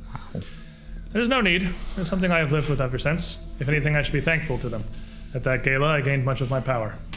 My undead nature has given me access to a near indefinite life and avenues of study and magical connection that would not have been possible in my mortal form. That certainly would have been useful in Carcosa, where centuries passed in a month. I believe it to be the reason that I am the only of my party still standing. See, the undead That's a little thing sad. should really turn me off, but it doesn't. What's wrong with me? Well, he wears it well, to be fair. They have a lot in common, to be fair. They both don't have anyone from the original party with them anymore. Oh, I guess. I guess we should go through the gate. Let's, Steps up and reaches. Still nothing. If there is a flaw to be found here, I get to find it. Me too. well, we'll keep at it then. Request. See if anything has changed in the way station and if this avenue has any chance of success. I'll let you know. And just pop over real quick. Just casual strolling through the garden. Just look at the... Heading in, you again see this figure leaned over, still doing this same strange Walk right past spell. him, peering through the window. You walk up, look into the window on the deck. All of you joining with him, or with Rufine. Yeah, yeah. I'm not letting her go in there I'm alone. gonna put my hand on the bucket again and see what happens. Put your hand on the bucket. Rasheen looks through the window, and you don't see anything different, really. It still looks like a swirl of smoke and embers. There's this figure, reaches for the bucket, and goes to pull it, and your hand holds it. He stops. Ah, terribly sorry. And stands up from the garden. I'm Kent Lauren. I Welcome win! to Alcida's Ring. And bows his head. Is there... We will end today's episode. I was actually right about something. This Yes, you is were. Yes, you were. indeed some manifestation, spirit and all, of Candelarin, the original creator of Alcida's Ring, the father of teleportation as it is, here and whatever is left of the Lotus Gateway Station. See, I don't find him attractive. That's because he looks creepy as hell. He does look kind of Normally that wouldn't put her off. I mean, she literally just did say that, like, the undead attract her, so... Yeah, but No, you I'm have saying it green didn't witch put me fire in off. place of eyeballs, so there is that. Was the skeleton hot? Did No. you like the Zizimal? No, Were you see, into like, that? but with his dad, like, you know, like her dad, like the white hair is kind of cool and awesome, and this just kind of gives me the whole like Princess Jasmine vibe, and I don't like it. He is just terrifying. I don't know what it is, but he looks horrifying. I mean, does. it's the It's not Pathfinder cool. full elf thing for sure. Definitely does not help. Their eyes are Just creepy. nightmare-inducing. But I think it's just the expression. The green He looks thing isn't. like he's doing horrible things. He's got the Maleficent vibes. As he's we're taking the hot got topic. the hell portal between his hands there. He just needs to take a trip to Hot But- Topic. Well spoken. Those of you that celebrate Merry Christmas, everyone. Happy whatever holidays or enjoy your weekend you may have coming forward with the big intersection of everything. I believe we are still showing next week as well, as the schedule's worked out very well to like just barely miss actual holidays, because we got the day before Christmas Eve and then we got the day before New Year's Eve. So we got like the last usable day that's not part of the holiday where people want to do things on both ends. That lined up great. Thank you for joining us, everyone. Good night.